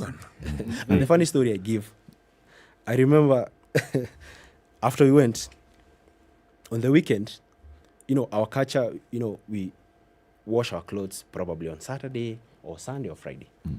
And I remember there's a friend of mine, we were living in the same household. And on Saturday... Was this friend Kenyan or Israeli? He's a Kenyan. But I won't mention his name. No, do not mention his name. So on Saturday, it's a free day, I would say. It's a Shabbat. They call Shabbat Shalom. It's like a Sabbath. So it's just relax, get to wash your clothes, get to do other things. And so my friend just take 2 buckets and goes outside, to do the cleaning. And I remember one of the farm managers passing by, he saw him washing clothes outside and pouring the water outside. This guy almost screamed. He said, "What are you doing?" In Israel, we don't waste water. Every drop of water is accounted for. So what they do, you either do the cleaning in the bathroom so that now the water, it will be collected and be recycled and used for farming, right?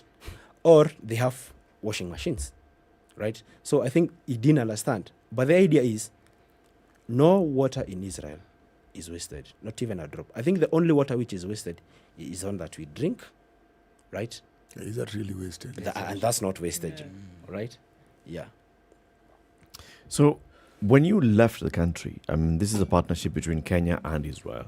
There must have been an end goal. Because we talk a lot about Kenyans leaving this country, working with Israel on how we can develop our food security and all. As you were coming back, did you get to understand why exactly the government of Kenya had actually invested so much in this program, in sending you out there? Were you to come back and work for government? Were you to come back and look for employment? Were you to come back and set up agribusiness? What were you to come back and do? Thank you, Eric, for that question. From our own understanding, initially, the way this program was being tailored, it was being tailored in a way that the Kenyan government will be taking students to Israel for training, for 11-month training. After they finish the training, these students were to be absorbed into institution. One, the Galana Kulalu project. And secondly, the county government. But me and you, Eric, know what happened to Galana Kulalu. No, we don't know. So when you came back, what did you find? So when we came back, we tried to talk with the relevant partners, people who are managing Galana Kulalu back then.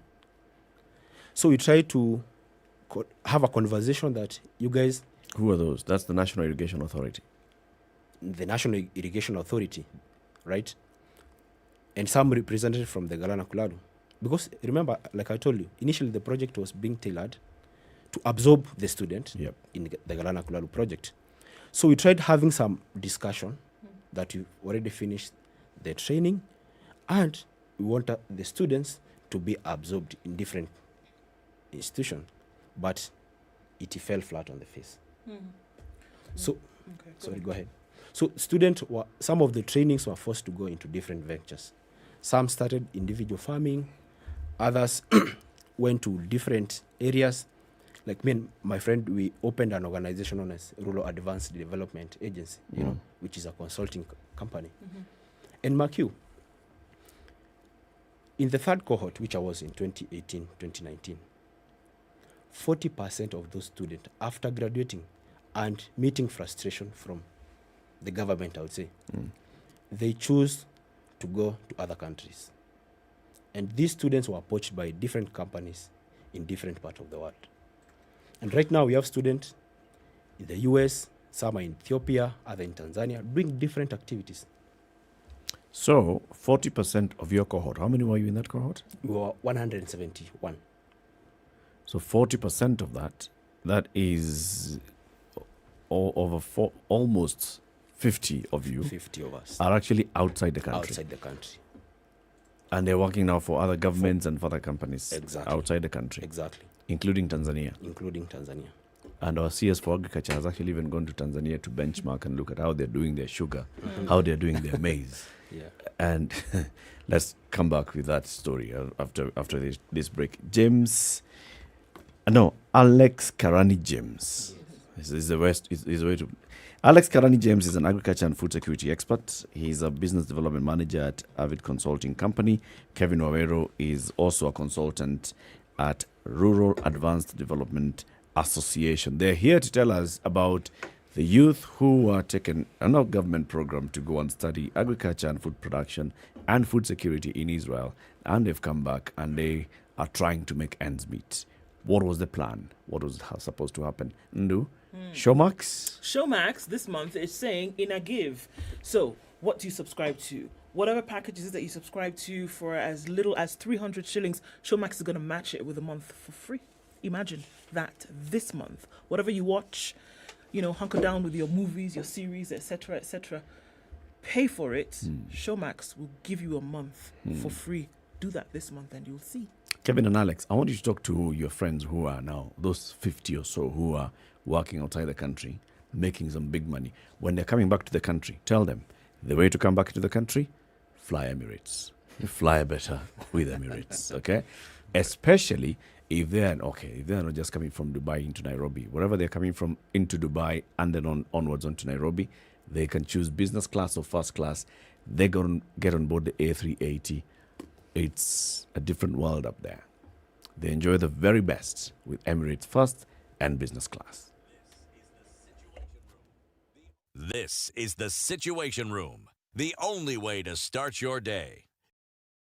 Get 2 months of Showmax for the price of one. In a give, Real Housewives, rich auntie vibes, and that bling. Sama kuomoka. Toast to luxury. In a give, single Cassie, girl power. Cheers! And gravity-defying Top Gun victory flyby. Having any fun yet? Woo! In a give kupindukia. So subscribe now to get 2 months for the price of one from only 300 shillings for limited time. In a give Showmax. Sign up at showmax.com.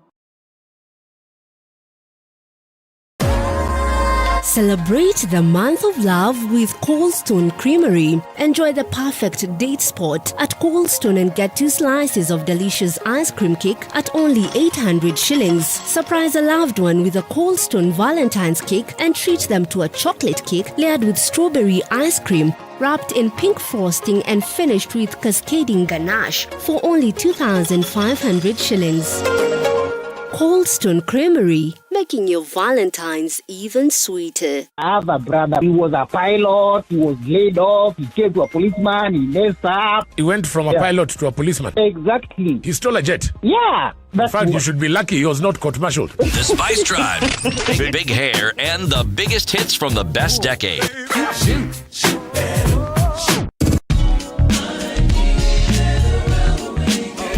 Indeed, it's all about hashtag Spice Drive, hashtag Quatch, KWACH, 3 to 7 in the PM. The Spice Drive, only on 94.4 Spice FM, Nairobi. Damn. All right, now we're looking at sunny conditions at 17 in Nairobi, highs of 28 and lows of 16. It's 14 and sunny in Nakuru, highs of 30. We'll see highs of 28 in a sunny Nyeri at 11. And it's 15 and sunny in Eldoret, highs of 27 and lows of 12. Mostly cloudy at 25 in Mombasa, highs of 32. And we'll see highs of 31 in a cloudy Malindi at 25. It's 22 and sunny in Kisumu, highs of 33, and highs of 32 in a partly sunny Kakamega at 21. 22 and sunny in Kampala, highs of 29, and we'll see highs of 31 in Dar es Salaam, where it is currently cloudy at 27. Mostly sunny at 14 in Johannesburg, highs of 25 and lows of 13, and we'll see lows of 26 in a hazy Lagos at 27. It's 23 and raining in Kinshasa, we'll see highs of 32 and lows of 23. Mature, intelligent talk every morning. Done right. 94.4 Spice FM, Nairobi. All right, we're seeing traffic in most parts of the city this morning. Folks are finally stretching and waking up, as are the streets. It's a bit busy on Jogo Road. We'll see Gong Road will be quite busy for most parts of the morning. We're looking at that influx of traffic. It's coming off of Gong Road proper, down through that connection at the Junction Mall, coming in from Naivasha Road and then connecting with Riara Road. Okay, so that looks pretty busy from what we are looking at now. Going then into Westlands, James Gishuru pretty busy, and we will see that it continues off onto Waiaki Way. Into the city is busy as well. Uhuru Highway through to the Nyeri Stadium roundabout. Out into the city, we're looking at that heavy, and then look at Kiambu Road. My goodness, it's a mess, guys, and it's punching up. Looking at the Thika Superhighway, that's busy as well as Limuru Road this morning. Things are very, very slow. Are you there? I'm sorry. You'll be out soon enough. Talk to us on SpiceFM KE if you do find an alternate route, and we'll share.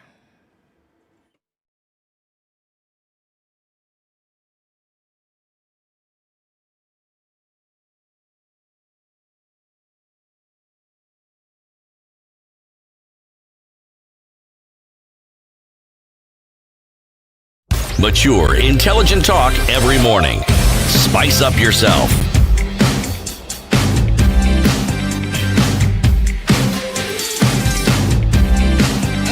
Mornings done right.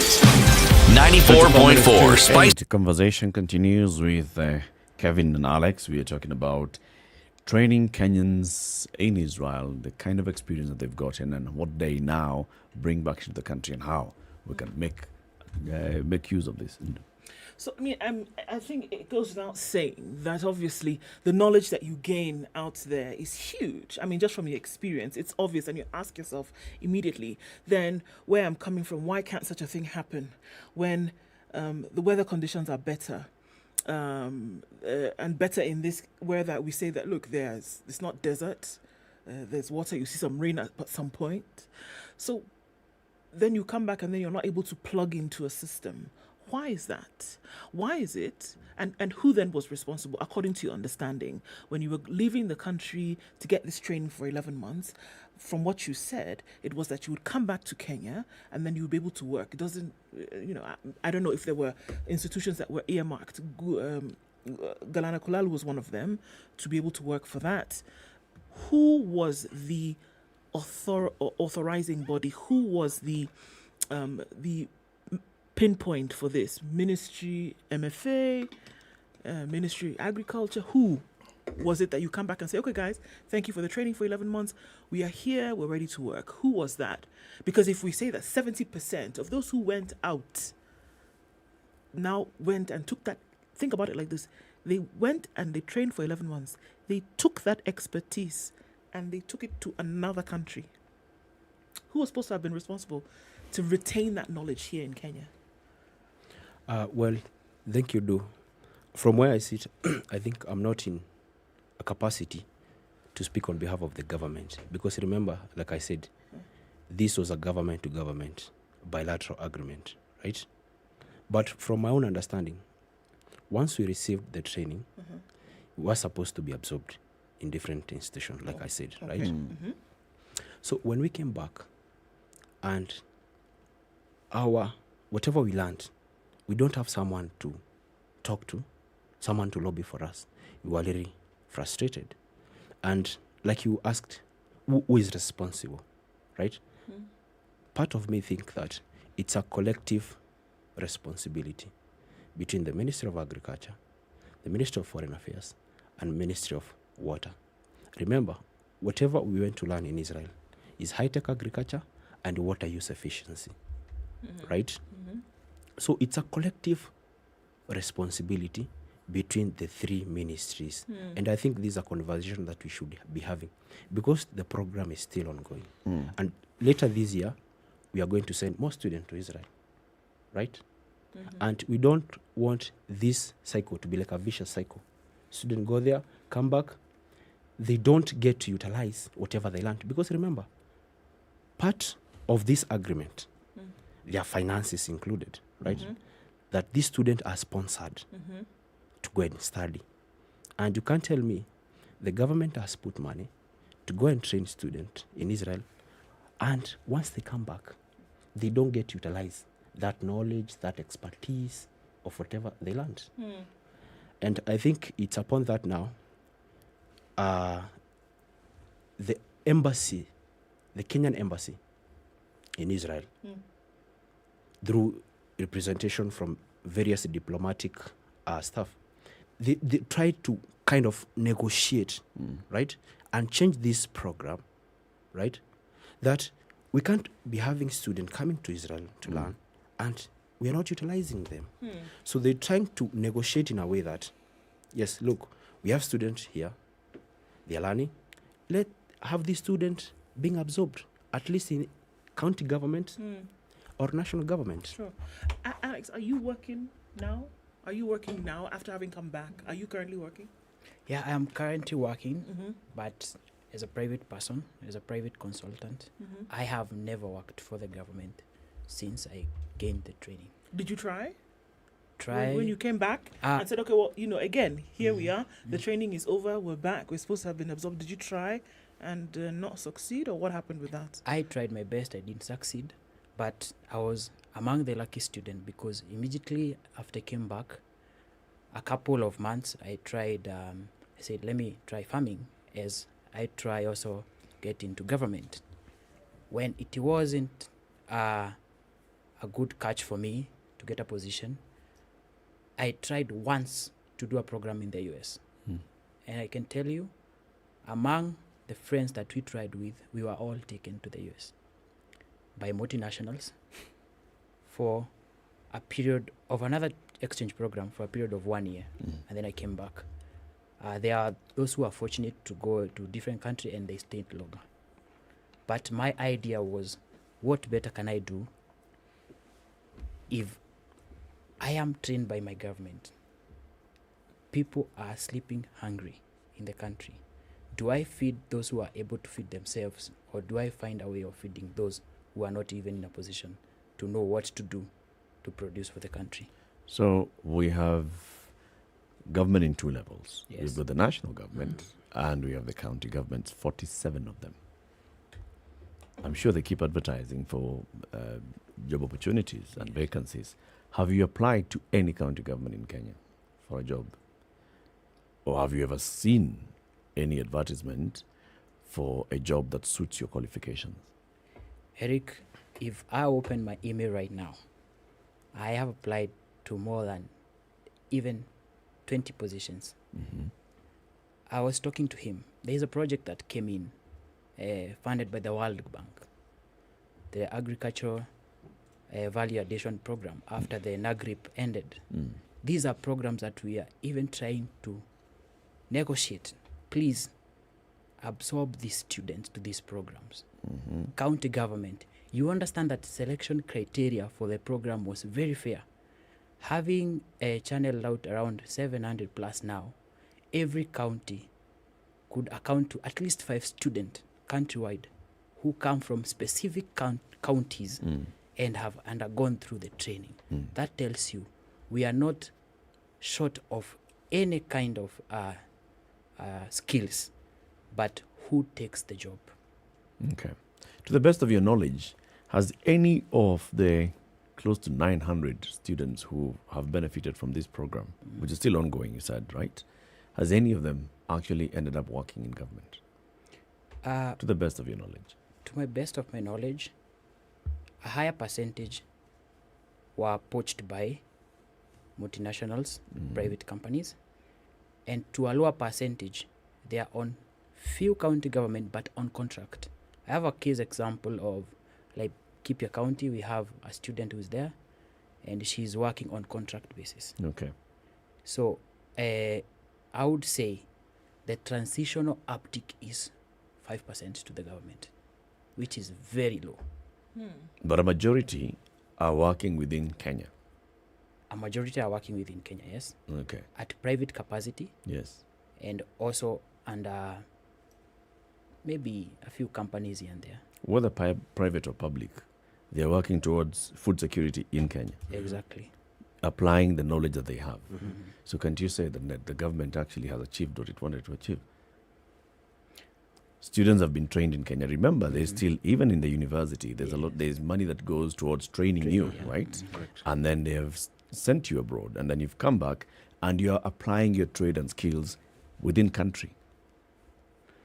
My big question goes here: to what scale are you contributing to food security? If you take my capacity right now, I am contributing, yes, after the training, but can I do more if given an opportunity? Eric, if you take me now to Galana Kulalo and tell me now this is the project, can we do it?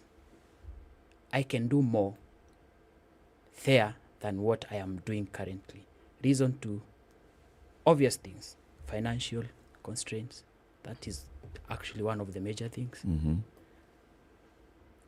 Let me ask something. There's something you mentioned. High-tech farming and management of water. Talk a little about this. When you say high-tech agriculture, what qualifies as being high-tech? High-tech agriculture is basically technology, advanced technology in agriculture. I'll give you a case example of the farm that I used to work. It's in Moshafaran. It's a living community. So the greenhouses, the way the greenhouses are set, there are multiple greenhouses. But the way these greenhouses are set, we have computers. In the greenhouse, we have remote sensors, right? What do they do? So the purpose of the remote sensors is to detect, one, temperature in the greenhouses, the irrigation capacity, right, and air in the greenhouses. And I always give this funny example. So one day, the farm manager called me to his office. He told me, because a student, you are given responsibility to operate this technology. Like he'll tell you, go and irrigate greenhouse number 14. So just go there are computers, switch on the computers, and the irrigation starts, right? So you don't work with a jerrycan of water? There's no jerrycan of water. So everything is automated, right? So he calls me to his office and asks me, have you irrigated greenhouse number 14? You know, I told him, yeah, I have done it. And then he laughs. He calls me, Kelvin, this is the data. Greenhouse number 14 from his phone. He's operating the greenhouse from his phone. He tells me, greenhouse number 14, this is the current water levels. You have not done anything. And then he tells me, go and do it. So what I'm trying to say is, you took this bad Kenyan habit to Israel. I'm about to ask that. So you hadn't done it? I hadn't done it. He actually hadn't done it. Yeah. But I was about to go and do it. Yeah. Right? Only that I didn't want to tell him that I'm going to do it. Right? You represented as well. Thank you. Yeah. But it is a very, very, very high-tech technology. Now, this water thing, okay? So the irrigation is not just automated, but it's computerized. Computerized. Okay. Yes. So water management, what is it about this water and how do you manage it? Any of you can answer in this desert. What is it that makes the management of water in this country so unique? Yes, I would say what I learned in school, 90% of Israeli water is recycled, right? Remember, water is very, very scarce commodity in that country. So 90% of that water is recycled. So every water that they get, they use it in the household level, right? Cooking, cleaning. So this water is recycled, is treated, and pumped to the greenhouses, right? So you find that the water use efficiency level is very, very, very high. I always give this example. Right now, in the country, we're expecting heavy rains next month, March, because normally the heavy rains start from March to May. And at this point in time, we have drought. There's no water in the country, right? So you'll find out in the next... There's no water in the country, but the businesses that require water are still ongoing. Are still ongoing, yes. None of them has stopped. Stopped. They don't have cattle dying in large numbers. Yeah. Nothing of that sort is happening. And there is water in my house. This morning when I came, I took a shower, there's water. But there's no water for farming, right? in most areas. You're still in Israel. He's in Kenya now. Oh, no. I'm with him. Okay. You're here. No, we are both here. Okay, cool. You see where I'm going with this is very simple. Given your experience in Israel, would you say we have a water problem in Kenya? I wouldn't say that we have a water problem in Kenya. I wouldn't say that. Yeah. I wouldn't say think that. What we have in Kenya is water management problem. We have plenty of water. What we are having is water management problems. Even in the areas where, Alex, maybe you can explain that a little bit more so we can, open it. Even in the areas where you look at it on the face of it, it's dry. There's not a drop of water in sight, right? Yes. People are not able to water their livestock. People are not able to irrigate their farms. So, things go up in smoke, literally. But you're saying there's water. Enough of it. There is. Yes. Explain. I'll explain it easy. Sometimes back in Turkana, we discovered water aquifers. And that was the end of it. After the discovery. After the discovery. Secondly, what happens in Israel, they have created something called national water distribution channels. If we have water, let's say at least in the boundaries of at least 4 or 3 counties, we will always have a water body. What we don't do is we do not have a mechanism to distribute this water to these people. We are having a case whereby we can transport water miles and miles from a sea up north to the central region. It's like we have a sea in Nairobi and you need to take water to a place like Meru. And it is possible. So in Kenya, we have an equal distribution of water. The water that we take in Nairobi comes from Ndakaini, Murang'a. It's possible. So that tells you what? Even in Turkana, even in areas like Mandera, if we create a national water distribution program, it is possible. Another thing, we have right now, a couple of months, the country, not even weeks, we were really praying for the rains. And I'm among the people who are also really saying, let's pray for these rains. But we are having a case here of constant inconsistency in this country. We will pray for the rain, Eric, today. When the rain comes, we start praying for people who are dying out of floods. That's what happens. That tells you what? We need a management system whereby we've already predicted we are coming to heavy rains. Can we have water pans? Can we have water reservoirs that we can harvest this water? So that we don't continue having a cycle of floods, drought. People dying out of floods, and a couple of months we are dying out of hunger. The aquifer you speak of in Turkana, those who actually explored and found it said it had the capacity to supply water to the country for the next 70 years. 70 years, correct. Okay. Correct. But the crying shame was that there were people who were even willing to bring desalination facilities to. And somehow that didn't seem to be a priority. So when we talk about, and I'm glad you mentioned the issue of distribution. So it means if you look at some of the areas that we consider to be dry and arid, like say Wajir, very low water table. It's not that there's no water, there is water. But somehow the mindset that we seem to have determined to have is that everything we do must be rain-fed. Thank you. And yet rain is just water. Instead of the focus on water. Now, with your training, how do you get to a point where this training is put to use in the small enclave where you are? Say, for instance, in the county you come from. Have you knocked on those doors and said, folks, just simply this, I need an appointment with the Minister for Agriculture. This is what I'm trained to do. In case you doubt it, why don't I volunteer my services for 2 months so that you can see what I am able to do? If it makes sense to you, employ me so that I can do more of it. Have you gone that route yet? Yes. One of the conversations that we are having is we want to move our agriculture from rain-fed to irrigated. And I can give an example of my county where I come from. The president was there last year to launch Diba Dam, right? This is Kirinyaga. This is Kirinyaga, correct. And this dam is going to be used for rice production and other crop production. Right now, in Moya, we only have one crop season per year. Only one season per year. And how many can we have? Right now we can have 2, at most 2.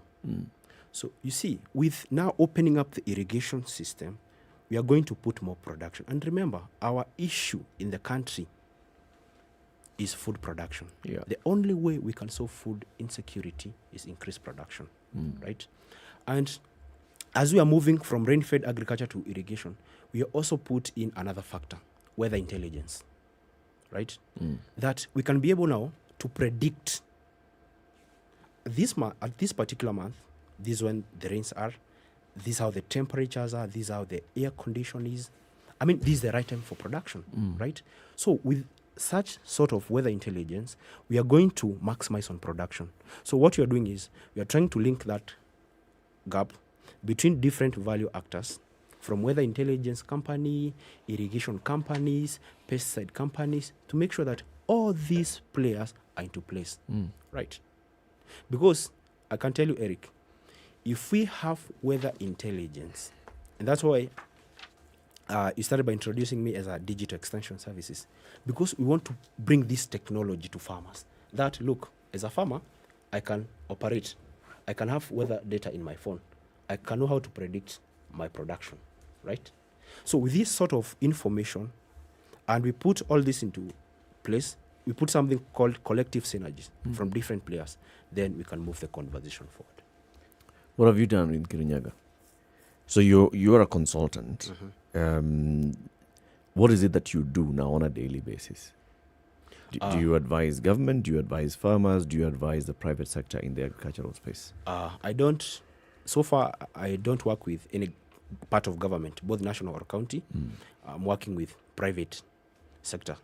And recently, last year, me and Alex, we had a project in Burundi, interacting with farmers, asking them questions about the rain patterns, the condition, the biodiversity condition in the areas.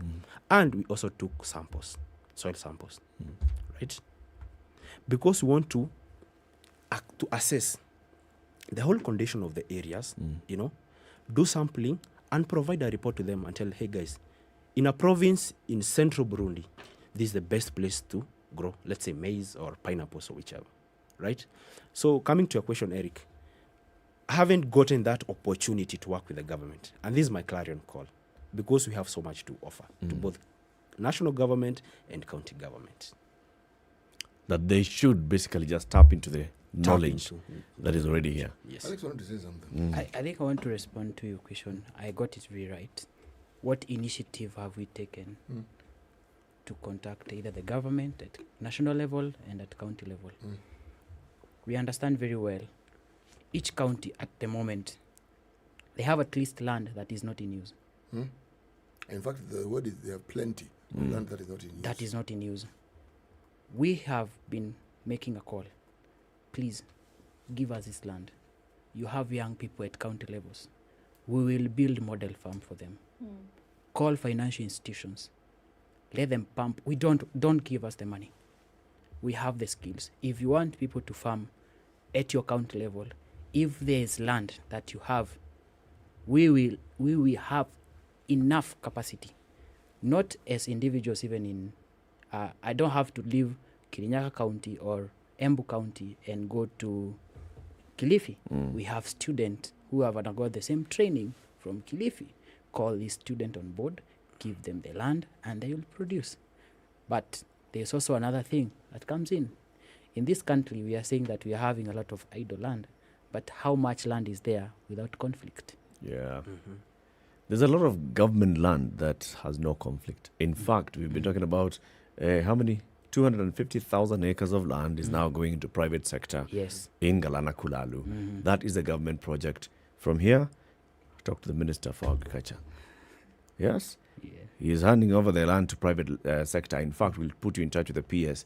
He says he's already receiving applications for this land for Galana Kulalu from the private sector. How about looking at this resource that we have that was trained? Thank you very much, gentlemen, for joining us today. Alex Karani James and Kevin Wawero are two very patriotic Kenyans who've been trained through the government and the government of Israel, and they are here. They're saying We are experts on food security. Use us, please. It's 8 a.m. So I'm Dennis Aseto.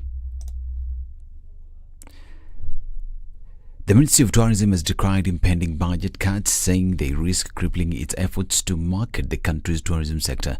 Tourism Cabinet Secretary Penina Malonza said the proposed cuts under the supplementary budget touch on travel, which may affect how the ministry markets the country. Malonza cited the growth of tourism sector, saying tourism numbers had risen to 1.4 million from 800,000 in just 5 months. Committee Chairperson Karike Mbiuki promised to raise Malonza's concern to the House and have some of the budgets reinstated. Now, the Public Service Commission has shortlisted 224 candidates for the position of Chief Administrative Secretary. The list was culled from a pool of over 600 applicants, with those chosen expected to appear for interviews beginning March 1st, 2023. Those who make the cut must bring original certificates as well as clearance certificates from the Taxman KRA, HELB, a Registered Credit Reference Bureau, a police clearance certificate and a self-declaration form signed by the EACC to the interview. Members of the public have also been invited to submit any credible information about the shortlisted candidates. And the government will tomorrow commission the Nairobi Rivers Commission at Korogosho, marking a high-level intervention from the Kenya Kwanza administration to rehabilitate the Nairobi River and other rivers in the city. President William Ruto in December last year appointed Pamela Olet to chair the commission, whose other members include renowned environmentalist Elizabeth White, academician Duncan Ojuang, Eva Muhia, representative riverine communities, Carlota Dalago, who will hold the brief for the private sector, and Elijah Biama. Subsequent to the appointment, President Ruto, through Executive Order Number 1 of 2023, placed Nairobi Rivers Commission under the office of the Deputy President Rigathi Gachagua. And National Assembly Speaker Moses Wetangula has called for the establishment of direct flights from Kenya to Algeria. Speaking during his official visit to Algeria, Wetangula said the move will enable ease of transacting business in tea, coffee and fruit sectors from Kenya and boost levels of engagement in trading in oil and petroleum as well as gas from Algeria. Wetangula spoke during a meeting hosted by his counterpart of the National People's Assembly, Ibrahim Bugali. Now, police officers are under instructions to track down and apprehend all persons who are in the country against the law. Interior Cabinet Secretary Professor Kithure Kindiki sounded a warning that some of the illegal immigrants could be plotting to commit heinous crimes in the country. He said the challenge of illegal aliens, just like that of illicit brew and substandard buildings, should be at the forefront of our national law enforcement officers led by county and regional security intelligence team. According to Kindiki, Kenya is experiencing a major problem where individuals who are not Kenyan citizens have been crossing over from other countries and continue to live and operate unlawfully. He said the mission for some of them against the law. And the Public Service Commission has shortlisted candidates for the position of Chairperson, Ethics and Anti-Corruption Commission. According to a notice on the local dailies, the position has attracted 89 applications, which are whittled down to 14 candidates. Those who made it to the list will be interviewed at the Commission's offices at Arambe Avenue on February 27th and 28th. And detectives from the Directorate of Criminal Investigations have apprehended the prime suspect in the mysterious murder of NHIF employee Lilian Waithera. The suspect, a Nairobi businessman, was struck down to his home in Kenol, Murang'a, where he had been for the past week and picked up by detectives who said he had been out of town for long. The 38-year-old suspect, who is said to be a licensed firearm holder, was apprehended Monday at around 2 p.m. and taken to the DCI headquarters on Kiambu Road, where detectives are investigating the murder. He denied discharging the killer bullet that hit the NHIF staffer on February 13th as she walked home. The suspect told detectives that on the fateful day he was in the CBD and was carrying his rifle but never fired. To Mexico, and at least 17 people died when a bus transporting migrants from South and Central America crashed in Mexico. Another 15 people were injured when the bus crashed on a road between the states of Oaxaca and Puebla. The bus was transporting 45 people, including migrants from Venezuela, Colombia, and Central America, making their way to the United States, all apparently without travel documents, according to Puebla officials Julia Huerta. 15 died in the crash and 2 later in hospital. 5 others were in critical condition. The injured and dead were between the ages of 18 and 42. This is Newswire. I'm Dennis Aseto. Good morning.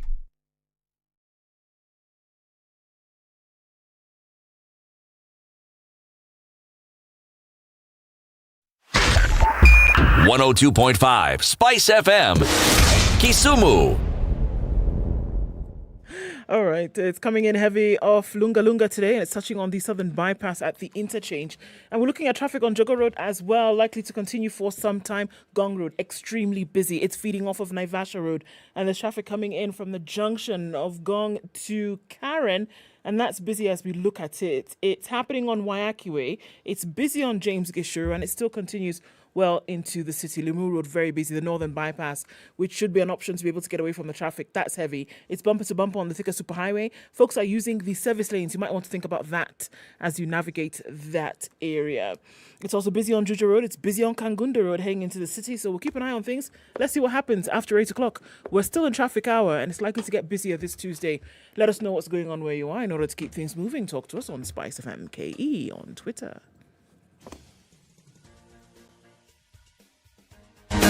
This is the Situation Room, the home of hard-hitting political commentary and penetrating insights about the state of the nation. This is a talk radio experience like no other. The Situation Room, a place for hard truths, debates, and elevated conversations. The Situation Room, witty, political, engaging, deep, controversial. In the room, we have C.T. Muga, researcher, academic, seasoned political observer, a fountain of wisdom in these politically uncertain times. Ndu Oko, Nigerian by birth, Kenyan by choice, communications expert, Pan-Africanist, a truth seeker and believer in people power, and Eric Latif, agent provocateur, the man in the chair, seasoned journalist, news hound, a man who believes in punching up, not down.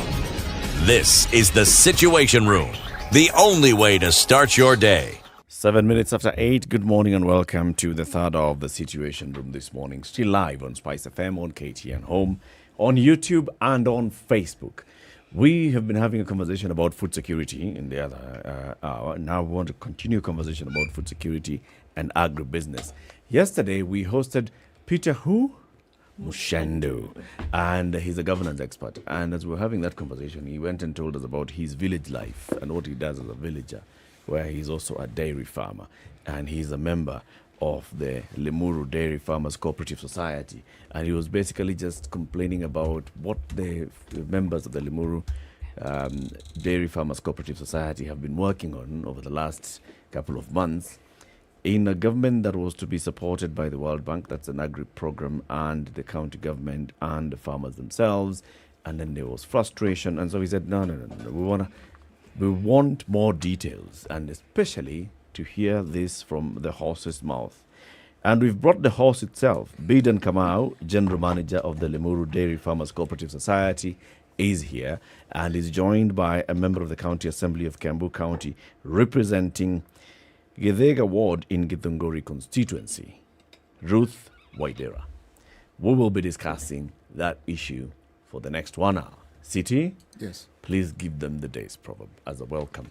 Yes, our proverbs for the whole of this week come from the country of Tanzania. Mm-hmm. And we had mentioned at the beginning of today's show that it would be a crying shame if we had proverbs from Tanzania and didn't have one in the Kiswahili language. So today's proverb is in Kiswahili. On your marks, get set, go. Afungae kibwebwe sibure ana mchezo. Say it again. Afungae kibwebwe sibure ana mchezo. Ruth, you look shocked. Yeah. Ruth. Yes. Did you attend all the lessons in Kiswahili in school? I did. But they didn't feature kibwebwe. That's a deep one. Before I came across this proverb, I also had absolutely no idea what a kibwebwe was. Zero. I'm now posing as an expert because I read and found out what it means. Yes. Kibwebwe is a piece of calico cloth that women normally tie around their waist Wow. But it's for a specific reason when they're going to dance. Oh, wow. So that the waist can swing and the motions can be properly seen. Yes. Did you say this gentleman worked in the milk industry? Yes. Yes. Okay. Good. Bidan, do you now understand the proverb?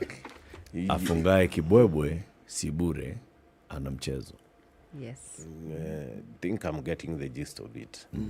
Because when tying that, you actually prepared to dance and to play. Yes. So you're announcing your intentions. Yeah, you're announcing your intentions. Dalili ya mvua ni mawingu. Yes. This is it. Yes. Welcome to the Situation Room. Thank both you. of Thank you. Asanteni sana for joining us. I want to start with you, Bidan. Tell us about this Farmers Cooperative Society. From inception to what you deal with, the number of members that you have, and the projects that you are involved in. Thank you, Eric. Limuru Dairy Farmers Cooperative Society is a farmers-owned cooperative society which deals with collection, bulking, processing, and marketing of milk from Limuru and environs. Now, that's Limuru constituency, Limuru sub-county. We also touch some areas of Githunguri sub-county. We also touch Kabete sub-county, Kikuyu sub-county. It was started way back in 1962. That's when it was registered. But started operations in 1963 with 7 members. At that time, they were collecting 150 liters of milk, and they would sell it to the then KCC. Over the years, the cooperative have grown to have over 11,100 members. And these members are actually 11,100 families, because per family there's only one membership number. So if you are to count a family has 2-3 members, then you can see the kind of population that is behind this cooperative. We have been buying this milk and selling it to KCC all the way up until 1997, when the members again started a processing plant, which they started on loans from East Africa Development Bank, which was called Limuru Milk Processing Plant. And they were not able to sustain themselves for long because the economic environment which was there during the Moi era. And around 2004, they were not able to continue processing, and it closed down. And in 2017, the current board and I, as the current manager, we decided to revive this plant. We went to the farmers, we got some money, and we opened the doors of the factory, repaired it, and we started processing on a cottage scale. We started processing fluid milk and selling it as bulk pasteurized milk to the milk ATMs, so-called milk ATMs, milk bars, and supermarkets. Around 2018, December 2019, we got wind of a World Bank project called NARIG, which was happening in 21 counties in the Republic of Kenya. And the World Bank was funding cooperatives in developing their capacity. It was called NARIG is National Agricultural Rural Inclusive Growth Project. And we applied in Kiambu County to be funded. This funding was coming through the national government, then trickling down to the county government who are managing this project on behalf of the World Bank.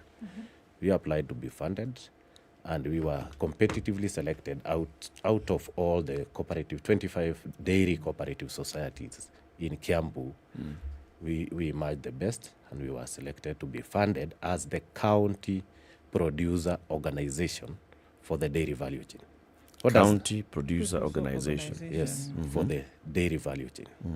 What does that mean? That means we are supposed to offtake milk from the other 24 or 23, if you exempt Githunguri Dairy, who are capable cooperative societies, and either process it as ourselves under our brand name, which is Limuru Fresh, or process for them under their desired brand names.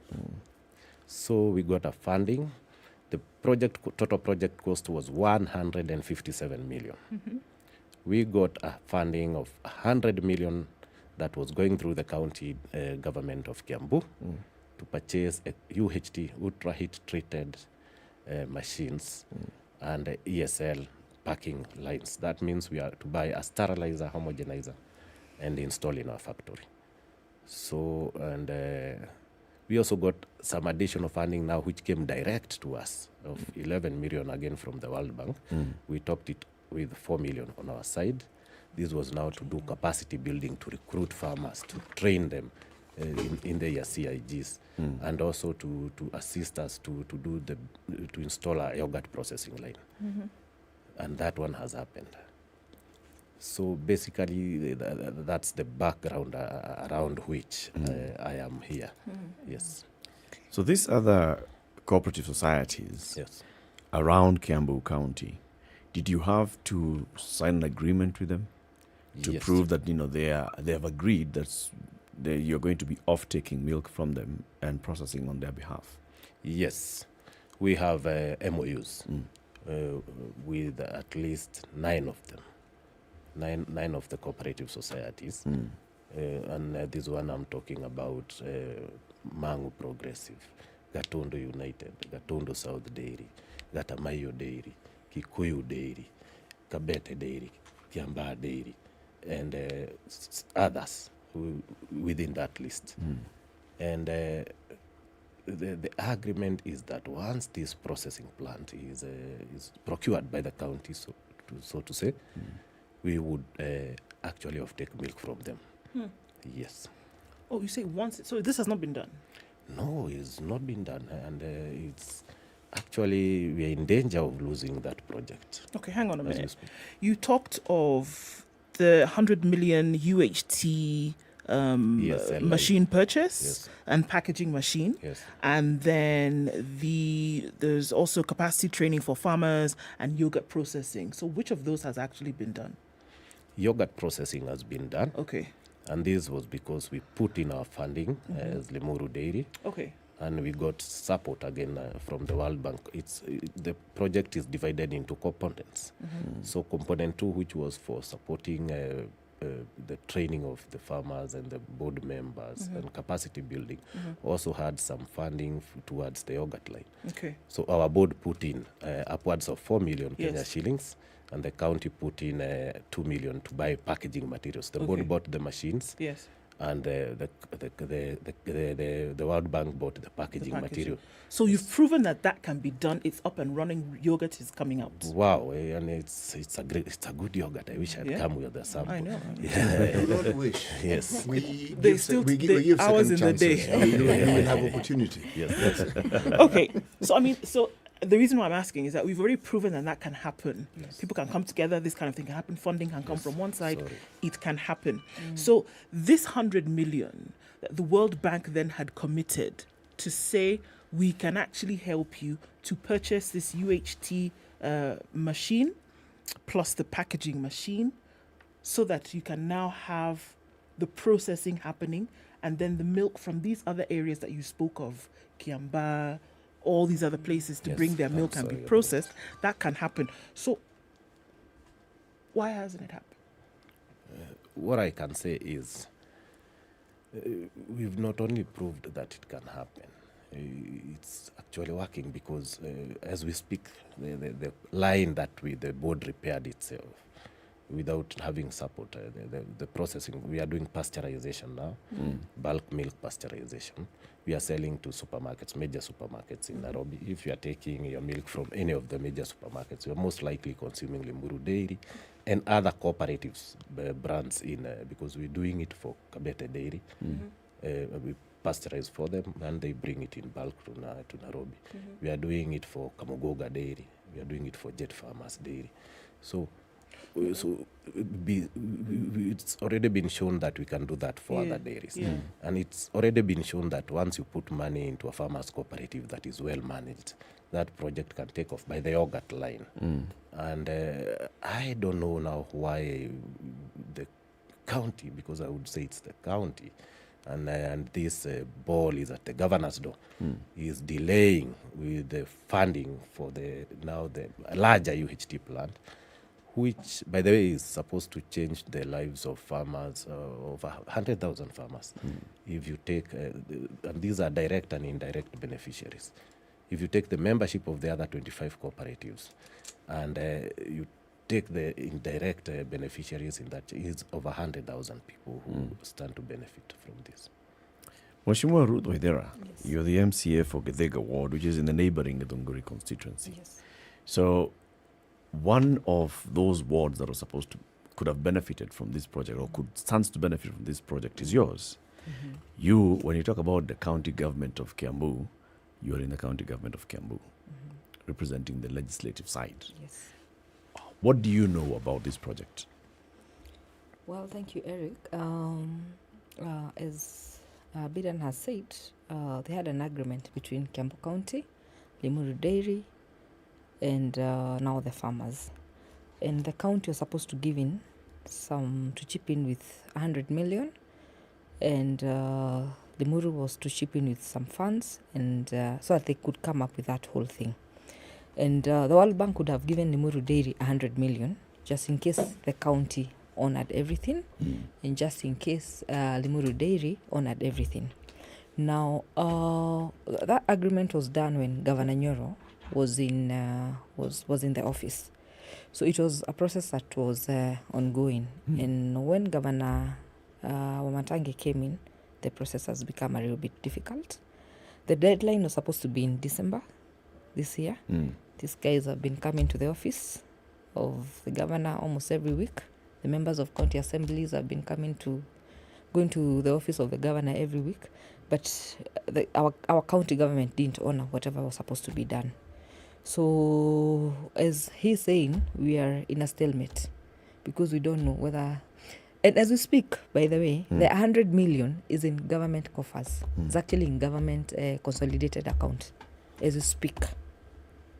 So the money has been released from the World Bank to the county government of Kiambu. So the Kenya government or government of Kiambu? To the county government of Kiambu. Okay. The 100 million. Okay. So in this scenario, whatever the county government was supposed to honor on their side, which was around 30 million. They're supposed to put it in that account because Limuru Dairy did their part. The World Bank has done their part. So Kiambu County is supposed to put the money in that account so that now the money can be actualized, so that now Limuru can be given their money. That has not been done. This is where the crux of the matter is. So let's go into this. Yes. 157 million shillings bidden is the project cost. Yes. The commitment from the World Bank project, the Nakuru project, is 100 million. Yes. Where were you to get the 57 million shillings from? Now, the commitment actually from the World Bank is 111 million. 11 million has already come for component 2. Okay. Yes. Which we bought the Ogat line, we did training, we did other things. Okay. 100 million was going through the county government. That's which has not showed up. Us, we are supposed now to get 15 million, and the county would give us counterpart funding of 30 million. Yes. So 15 million was to come from the farmers. Yes. And counterpart funding from the county government, 30 million. Yes. Is there anywhere where this commitment has actually been made officially? Wow, twice, actually. How so? Initially through the previous governor, Dr. James Nyoro, and the CEC for Agriculture then, Joseph Kamau, who we actually did have this commitment, and it was put in budget, in the initial budget for 2020 for the county assembly, and it was approved, and again in 2021. And now when again Dr. Wamatangi came in, he did commit himself to continuing with that agreement. In the presence of the elected leaders from Limuru, we were with the Honorable Engineer John Kirago Chege from Limuru, Honorable it's called Kawamboi from Kiamba, and all the elected MCAs of Limuru and county officers. And he did commit This was a verbal commitment. Yeah, that we are going to honor this. Yeah. Because, and he was actually briefed by the CEC, who was the previous CEC for agriculture, that this money was in budget. And he said he would commit to making sure these funds are available to Limuru Dairy. So the issue is the snail pace that is employed in dealing with this matter, which requires a lot of urgency, because as we speak, the deadline for the World Bank funds usage is past. It was December. So December 2022. And we did meet with the governor severally. The NCSA is almost every week, because I'm a familiar figure in the governor's office's corridors there with my chairman. And we have met severally, and he committed to look for an extension to the World Bank projects so that we don't lose the funds. But then December came and went. Okay. Yes. Is there a problem with him making that commitment that is required by the World Bank? Because why are you seeking an extension when there was an opportunity to have actually made the commitment before the deadline? But didn't he already make it? He already made the commitment. No, he did. He did, isn't it? No, he hasn't. He has not. No, he hasn't. That's why we're having this discussion. But okay, when we say make a He has commitment, made a he has commitment made a verbally commitment. He has just in that just meeting. not, isn't it? He's just not released the money. Exactly. That's what we're saying. He's made the commitment, But he hasn't but the money released. has not. He has not honored the Actually, commitment, no, isn't no, it? no. He honored the commitment, but you see, the reality of this commitment is in actually literally placing the money that is required. That's the commitment. Okay. Right. Not saying you are going to do it. Now, let me ask you a Yes. question so we can understand exactly what's going on here. World Bank, you approach World Bank, Biden, Yes. as the consortium of farmers. Yes.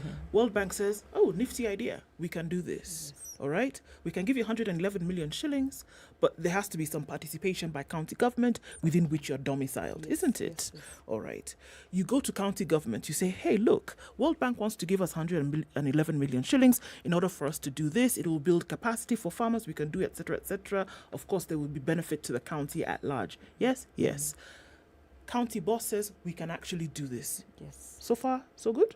Yep. Okay. County boss says County budget. boss says, budget. Put it in budget. Put it in the budget, draw budget lines, we can actually have it done. Does he say, yes, this is possible? Yes. 30 million shillings. Yes. Yep. We can do it, it's possible. So we're looking now at 141 million shillings, isn't it? Yes. The 16 million shillings was coming from Limuru Dairy. Limuru Dairy, and that was It's available. it's available. Yes. It was not an issue. He says we can do it. When was this? When did he say, and who said? And because as of December, it had not been done. Yes. And that was the deadline. Yes. Right? So which governor are we talking about Yes. that made this commitment? And there's a reason why I'm asking. It might seem obvious, but in terms of timing, when was this commitment made? Well, This verbal commitment that yes, we can do it, it's very nice. When was it made? it was made by the current governor, Kimani Wamatangi. Yes. And this can actually even pull out the dates Yes. when it was made, because it was immediately after his swearing in. Yes. We were the first people with the immediate Monday after his swearing in. We're the first people to go and see him on 1st of September 2002. 2022. 2022, Yes. accompanied by the area MP, Engineer John Kiragochege, Okay. who is a very good supporter of dairy farming, because generally in Kiambu, dairy farming drives the economy. Right. The GDP of Kiambu County, more than 60% of it is out of dairy farming. Okay. So it's something that every player in Kiambu County should be concerned about. And I think Wamatangi was giving this commitment in realization of that. Okay. What we are worried about as Limuru Dairy is the pace, because you can promise, but can you deliver? Okay. And, was he made to understand? Because yes. maybe he was. Of course. Maybe he didn't understand that. Look, this thing is time bound. So what did he assent to if he didn't? One must ask, because the slow pace at which he's moving, one must ask that maybe he didn't understand that. Look, if we don't do this thing quickly, there is a high possibility of World Bank saying, "Wait a minute, we've released this money, but nothing is being done with it. Can we take it back and do something else with it?" Because is that not what we're looking at now in terms of a danger? No, on that one, I want to first of all let you know that this is not the first project that Group is doing in Kiambu County. We've had projects of 300 million, 400, so many millions in Kiambu County that the World Bank has been funding. So this is not the first one, just so you're informed. And what pains me is that, as we all know, there's no lacuna in government. There's no space. Even if we exchange, like one administration from the other one. There's no vacuum. There's no vacuum at all. There has never been. So if you come into office and you find these are the things that have been going on and this is what we agreed, you're supposed to call those people and your CEC and your chief officer, you sit down and get to know what has been happening. And then continue. Then you continue with it because there has never been vacuum. So what pains us is that we are here. This is money that is being given by World Bank. 100,000 farmers are set to benefit. You're here sleeping on 30 million shillings only.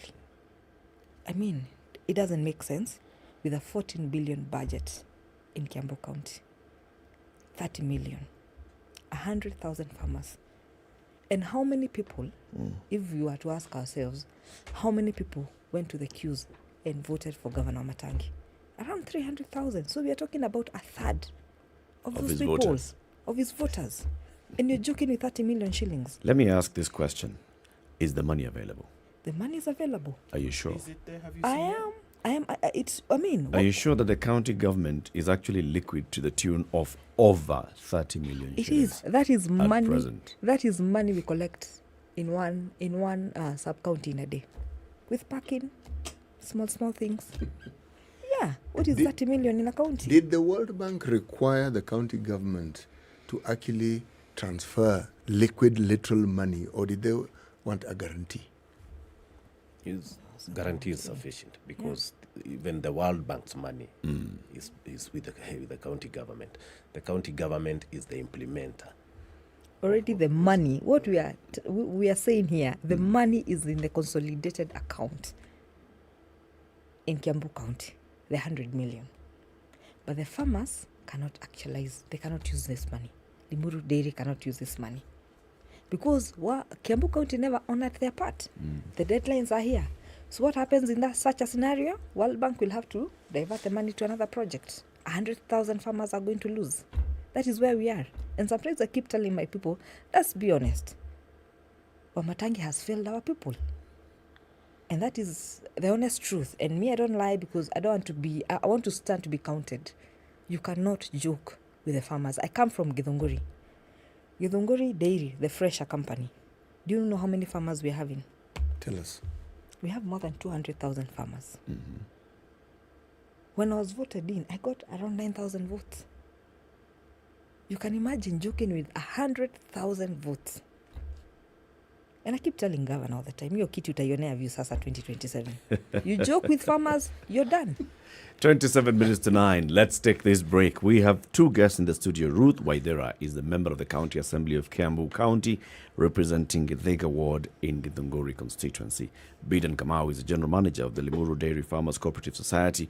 We're talking about a project that was initiated by the farmers who are members of the Limuru Dairy Farmers Cooperative Society and looking to tap into a project funded by the World Bank. They said, we'd like to actually expand our capacity. We'd like to be able to take milk from not only our members, but from other farmers around Kiambu County, come and process the milk for them, give it back to them to take to the market, or, in fact, even take it to the market under our brand, Limuru Fresh. We can even package it now. We can also produce other products out of this milk, including yogurt, etc., etc. Project has received approval. Money has already been allocated by the World Bank. It's with the Kiambu County government. The project has stalled, however, in implementation in terms of release of the said funds. What is happening? That's why we have them in the studio. Showmax reminds you that the month of February is a month of giving, and that's why in a give, Sana. Indeed. What is your package? What do you watch your series on? Where do you watch your movies? What is it that you pay every month? Okay, go, pay. Showmax will give you another month free. How about that, Showmax? imwezi inagive. We'll be back shortly after this break. This is the Situation Room, the only way to start your day. Get 2 months of Showmax for the price of one. In a give, Real Housewives, rich auntie vibes, and that bling. Samakuwa Mocha. Toast to luxury. In a give, single Cassie, girl power. Cheers! And gravity-defying Top Gun victory flyby. Having any fun yet? Woo! In a give kupindukia. So subscribe now to get 2 months for the price of one from only 300 shillings for limited time. In a give Showmax. Sign up at showmax.com. London Mulo DJ Absolute. When the gang is together, Got the sugar, got the spice. Yorada, yes, I have missed you like hot hamburgers. Yeah? like hot hamburgers. You know, bad boys give more money than you can count. Hey, bad boys give more money than you can count. If it's fun, it's funky, it's fresh, you're definitely going to catch it here. I don't know what you do every day from 11 a.m. to 3 o'clock, but if I were you, I'd tune in to Sugar and Spice only on 94.4 Spice FM, Nairobi. So if you say it's on, then Up in it's Nairobi on. at 19, we'll see highs of 28 and we'll see highs of 30 in a sunny Nakuru at 17. It's sunny at 16 in Nyeri. We'll go to highs of 28 and we'll see highs of 27 in a sunny Eldoret at 8. It's mostly cloudy at 27 in Mombasa, highs of 32, and we'll see highs of 31 in a cloudy Malindi at 27. It's sunny at 23 in Kisumu. It'll go to highs of 33, and 32 will be the high in Kakamega, currently sunny at 24. It's 24 and sunny in Kampala, highs of 29, and it'll go to highs of 31 in a sunny Dar es Salaam at 28. It's 15 and sunny in Joburg, highs of 25, and highs of 34 in a hazy Lagos at 26. Rain showers continue in Kinshasa at 23. They'll go to highs of 32.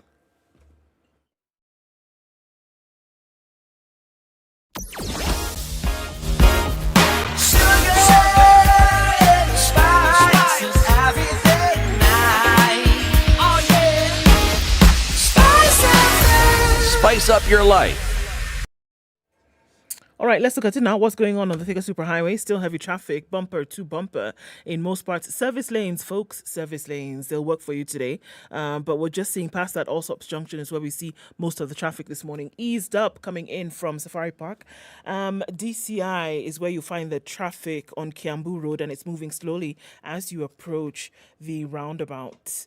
At Muthaiga Square there. All right, coming in on Limuru Road, it's heavy. And we're also looking at traffic coming off Wangari Maathai, touching on what's coming off Chiromo. So that's doing the thing there. And Waiaki Way is pretty busy as well till now. Jogo Road also busy. Landis, there's something touching on the Kamkunji roundabout. Railo Dinga Way taking on a lot coming off of Langata Road. Folks are scared to use that and go to Huru Highway. So that's busy, and we're having that intersection then with Gong Road with quite some traffic as well. Okay, it's not too painful, but it's quite something. Moving slowly, but moving. Let's talk on SpiceFM, KE on Twitter.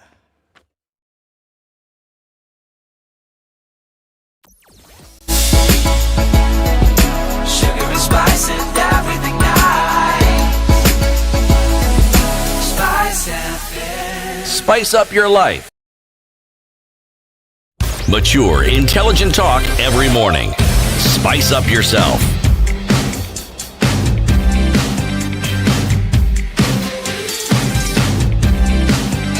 Mornings done right.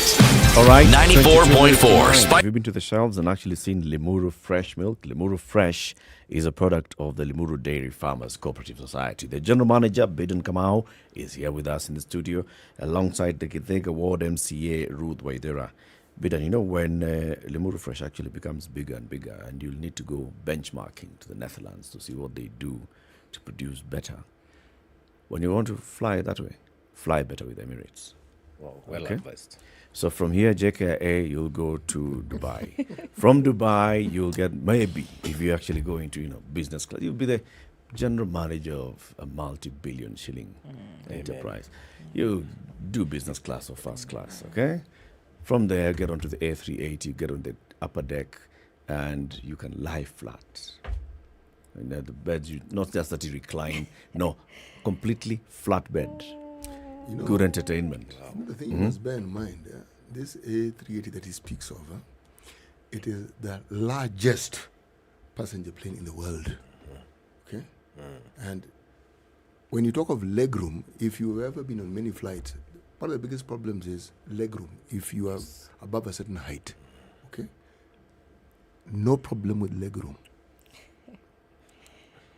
Now, the comfort levels, let's say you need to experience it to believe it. Because if I say it, you'll think, okay, you're saying it because after all, probably Emirates are advertising through you, so you're giving us this spiel. But I think the reality defeats anything that I can tell you. So consider it seriously. Put it there. Yes. Bucket lists. Fly better with Emirates. The lady and gentleman are in the studio today and they're unhappy. They're unhappy with the county executive of Kiambu because 100 million shillings plus some 30 million shillings is sitting in the Kiambu coffers and it should be benefiting the farmers. Now, to be very clear, we have reached out to the office of Governor Wamatangi and he is going to be joining us for the conversation, not today, but later in the week, so that he can respond to this and tell the people of Limuru, this is what I'm facing. Or, actually, I didn't even know about this. Well, he'll come and tell us. He'll come and tell us. I want to ask those specific questions. The last meeting you say was in December. In January. In January this year. This year. With the governor. With the governor. And your MP. And my, yes. And your chairman. Yes. And your local MCAs. Yes.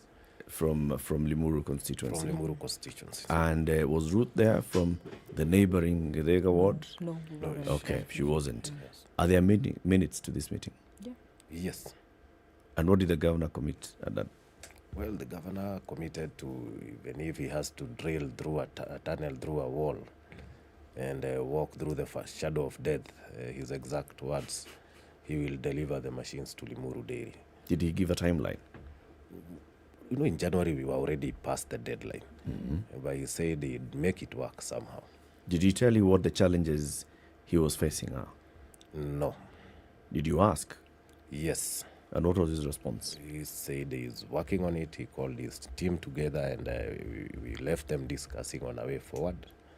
I've been trying to reach out to his team, but I've not got a positive or a clear direction on what they resolved to do. So I'm hoping that he actually did something to make sure that we don't lose this project because at the stature, if we were to lose this project, then it would count very badly. It would be big. Being an intelligent man, I am sure he did something. I would only implore him to move a little bit faster because even if you look at the procurement processes, if you are to procure these machines from maybe nearest producer to us, India or China, you need at least 3-4 months. And the project proper is ending in June this year. So by June, you should have something on December ground. was a closure of procurement. This 6 months, what is called defect liability period. Just walk us through this process. Yes. Okay? You've mentioned terminology here which is interesting, but when you apply for a World Bank loan, okay, you talk about procurement. What are these processes that you must go through before you get to June, where now everything, I think, is closed completely? Well, once you apply, first of all, you have got to go through their system. You've got to develop the BQs and the work plans and whatever, and load them on their procurement process for the World Bank called STEP. Then they have steps which they will take you. You go to advertising for the tender, opening. You passed all that. Yeah, you passed all that. By December 2022, we were supposed to have actually even awarded the tender to the person who was supposed to supply. Supplying, and the machines are delivered. Had you advertised? They're supposed to have been delivered by December 2022, so that you allow for 6 months defect liability period, in which period the supplier can either not be paid the 20% which is remaining, assuming the machines are already installed and running. So we are late. Had you tendered for this? Had you advertised? Had you gotten bids? Had you shortlisted? Had you determined who was supposed to make this supply? Yes, during the previous governors. That had been done. So you knew? Yes. And they were waiting for you to make the move so that they could supply. Yes. Actually, even a piece of the machine is in our place at the factory. Oh, yes. They actually made partial delivery. Yes, partial delivery. And then this government came in, and the supplier, because of COVID and 2020, 2021, several issues. There are several issues which have delayed this procurement. And he requested there were push and pull between him and the county government, which had not been resolved by December 2022. For clarity purposes, we must note that this process began during the administration of the previous governor, isn't it? Yes. But like you said, there's no vacuum. You come in and things move on. This consolidated account, where does it sit? With the county government. With the county government, Yes. isn't it? Yes. So, this 100 million that's sitting in the consolidated account, the county government, along with the finance people, should be able to look at the account and see this 100 million sitting there, isn't it? Yes. So they are aware of its existence? Yes. Okay. And they know that in order to get this 100 million moving, the injection of the 30 million needs to happen for that to be. So there's a reason why I'm asking, because if Governor Wamatangi is then aware that this whole process had been done, it's been finished, we should have been here at this time, then it looks as though it could be an issue of the 30 million not being readily available. That's the whole thing. At this point, in order for him to finish this. That's the thing. Okay, and that's where you come in now as the county assembly. Yes. But they've been there was already a budget for it. That's true. So the money already was budgeted for. Yeah, is so it available? Why is Wamatangi, the executive, and the team not releasing that money? Is it available? It is. There was a budget. County In government, governments work with budgets. County governments complain all the time. In fact, the latest one I think was last week from the Council of Governors about the late disbursement of finances from the National Treasury. And this impacts their operations. It impacts their programs in terms of development programs and projects.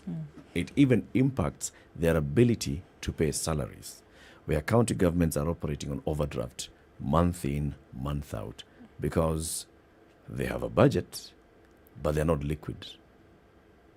Have you sought to understand whether this could be impacting this particular project, MCA? But Eric, when Limuru Day goes to his office, he says there's money, and the money is available, and he's ready for you guys, so that you can proceed with your stuff. But when these guys get out of his office, there's nothing that is being done. But when they are there, I'll do it. I'll have to make sure, even if it does. Actually, he promised you to do an extension. You have to find an extension of the SIM from the World Bank. But when they get out of that office, nothing. Mheshimiwa, I have to ask this. Since you are in the county system, maybe you can walk us through what processes does the county government use in order to actually make the sort of payments we're talking about, this commitment that they said? Is it that they put money aside? And if they put that money aside, does it stay aside? Or is it money that can flexibly be used for other things? What happens? There's something called the budget. So when you're preparing the budget, all these monies are allocated for in a certain vote. So that vote, where Limuru Dairy was to get their money from, is there and it is available. So vote equals money available? Yeah, you budget. Yes. Vote equals money appropriated. Yes, now, does appropriation mean available? And if it's available, does it mean it's tangibly there? If we are discussing about maybe like 300 million for, lots of money, that's something else. This is 30 million. I'm just sitting here thinking. You just cannot fathom how 30 million. 30 million That is money we collect in one constituency a day for parking. Alone. Just parking. Even you, if your child in school, you are told, come and get your kid tomorrow, the deadline for paying is tomorrow, what would you do? You look for funds, go pay, or your kid is sent back. Run up and down, seriously. It's the same thing. The deadlines are there. Why can't you just move? Sometimes I keep quiet and I admire the other governor Governor Nyoro. He was so passionate about our farmers. Like, kama sasa you could have found those AI services, so many things would have been done by now. But let me tell you, in Kiambu, Eric, we are doing nothing. And we have done What nothing. does that mean? It is true. You want me to come here and lie? I cannot lie. What It do you is the mean truth. there's, you're doing nothing? There's nothing. In terms of development, and there's It's nothing been we're less doing. than 200 days of Governor Matangi in office. Surely, she is getting to What figure is out nothing? how Like this in thing my works. ward, 200 days of office, I've only received 400 bags of seedlings. How many bags should you receive? 402 kg bags of seedlings. I have been able to receive 500 avocado trees. I've not been able to receive any bursary. I've not been able even to drill even one toilet. There's nothing else we've done in Kiambu. Of these In things, my ward. what percentage of what you expected to receive then have you received? I think maybe 0.01%. And by receiving, what do we mean? Are we talking about the money that has been allocated and appropriated for development in your ward that should be managed by the county government in your ward? Yes. Or are we talking about money that should be coming to you? You have a ward We development don't have kitty. a ward development kitty Mhm. as we speak in Kiambu, but when we do the budget, there's a way we structure per wards. Like this month, this year we're supposed to do the following projects in such a ward. Right. And 6 months down the line, we've done nothing, Eric. So how is that? How does that money get to benefit the ward? Does it come through your office, or does it go directly through the executive channels? It goes directly through the executive channel, but since I was elected, I've not seen any. You haven't seen any project on the ground? Nothing. Okay. Would you say that other MCAs are saying the same thing? Yeah, I would in confidently. other sub-counties? I would confidently do so. Has this question been raised in the county assembly? Yes, we have. We have even sat down with the governor times and again, pleaded with him. You know, we are always being fought at Mashinani. We give you votes. You don't do any. We've sat down with him and he's doing nothing. What's his response? I will do something. You know, PR. Every day we go there. The other day you saw us up in arms. We went there. He told us, I'll make sure bursary is there by last week of January. I'll make sure everything is available. And he comes to Mashinani and tells people, this ward will look like Singapore in the next 2 months, in the next 6 months. But nothing is being done. You know, you cannot be a PR governor. You need to wake up and Maybe work. it's looking like Singapore before Lee did his thing, so he's not Nothing. wrong. How do you explain? So Singapore in 1959. Yes, not even 1959, 1900. It's bad. Things are bad. And you know what, Eric? You need to bring him here. We've invited him. You need to bring him here Yeah. and don't even mince my words. Tell him the truth because we are so frustrated. I mean, if I cannot be able to discuss issues with my governor, if I go there, he tells me, even if a bulb at your ward goes off, you have to do letters for a bulb to be repaired. When you want a street light, you have to collect signatures at Mashinani, 100 signatures so that you can get a street light. Ulisikia wapi maneno kama hiyo? What is this? I mean, You know, we've both of you are actually, leaders. We are leaders, and it's the truth. Ruth, you represent very many people, and you deal with very many people on a daily basis. Bidan, you are GM of an 11,000 strong cooperative society. So you deal with people. You're able to read people's faces, and you can tell when somebody is completely directly BSing and when somebody is actually being sincere and honest. When you had that meeting, Bidan, with the several meetings now that you've had with this current governor and his executive team, and you've presented your case, does it seem to you like somebody who's understanding and being empathetic and actually committing to do it? Or is it somebody who does not really give a hoot about what you're talking about? Well, he seems very genuine, empathetic, and committed. As I said, he said he'll walk through the valley of the shadow of death and he'll deliver. So you believe him? I believe him. You have no reason not to believe. I believe him. I believe maybe he's had hiccups which made him slow down, but I still believe he intends to deliver. I still want to give him the benefit of it. I still think he means the best for the people of Kiambu. As a cooperative society, what we are worried about is the pace, the slow pace. Because if, despite the best intentions of a very able governor, if the pace continues to be slow, then we might end up in June. time is of Yes, essence. time is of essence. And this is a project which is time bound. Okay. Yes. You know, the one body that is supposed to oversight and make sure that the executive delivers is the county assembly. Yes. Has Ruth and the other MCAs from Limuru particularly, have they caucused, come together and said we want to raise this issue through the proper departmental committees of the county assembly? Yeah. Summon the CEC in charge, summon the chief officer in charge and ask questions. Have you done that? Yeah. Has there been a question asked in the county assembly of Kiambu with regards to the Limuru Dairy Farmers Cooperative Society? One, Eric, we were on recess when they came to Governor Matangi's office, and we resumed on 14th of February. So, and when we resumed on 14th of February, members are very disappointed. So the first thing they did is, first of all, to reject the Assembly Business Committee. Meaning what? Meaning, no business can be transacted in Kiambu County. So it isn't Wamatangi's fault, is it? No. If you people decided to... Can I cut you short? Please cut me really short. Yes. It's not about that. Yes. It's saying when you're starting every year of the county assembly, you're supposed to either retain the people that you are with or probably get a new set of people to head the assembly business committee. But you understand the frustrations that those people are going through. So we all decided, can we get another set of team that we're supposed to table at the floor of the house this week? You understand what I mean? What does this business committee do? It prepares all the businesses that are supposed to be discussed in the assembly. And this matter of the Limuru Cooperative Society It has been raised. It's part of the business. Actually, let me tell you something. The MCAs that are in the Limuru sub-county are actually some of our most strongest MCAs. You know, those MCAs will not take your whatevers, and, they're very strong actually. I can assure you and I can tell you that matter has been raised and it's going to be dealt with the CC in charge. And actually, we even didn't have CCs. We had this, in the course of December, we actually had a special sitting, and the motion for the CCs were passed that time. So you see, there was something. Now the House is fully constituted. The CCs are fully constituted, and I can assure you we are going to take this full throttle. And the chief officers are also in place? No, they're not. We have the other ones, but I saw on the papers on Monday, the shortlisted candidates were on the papers.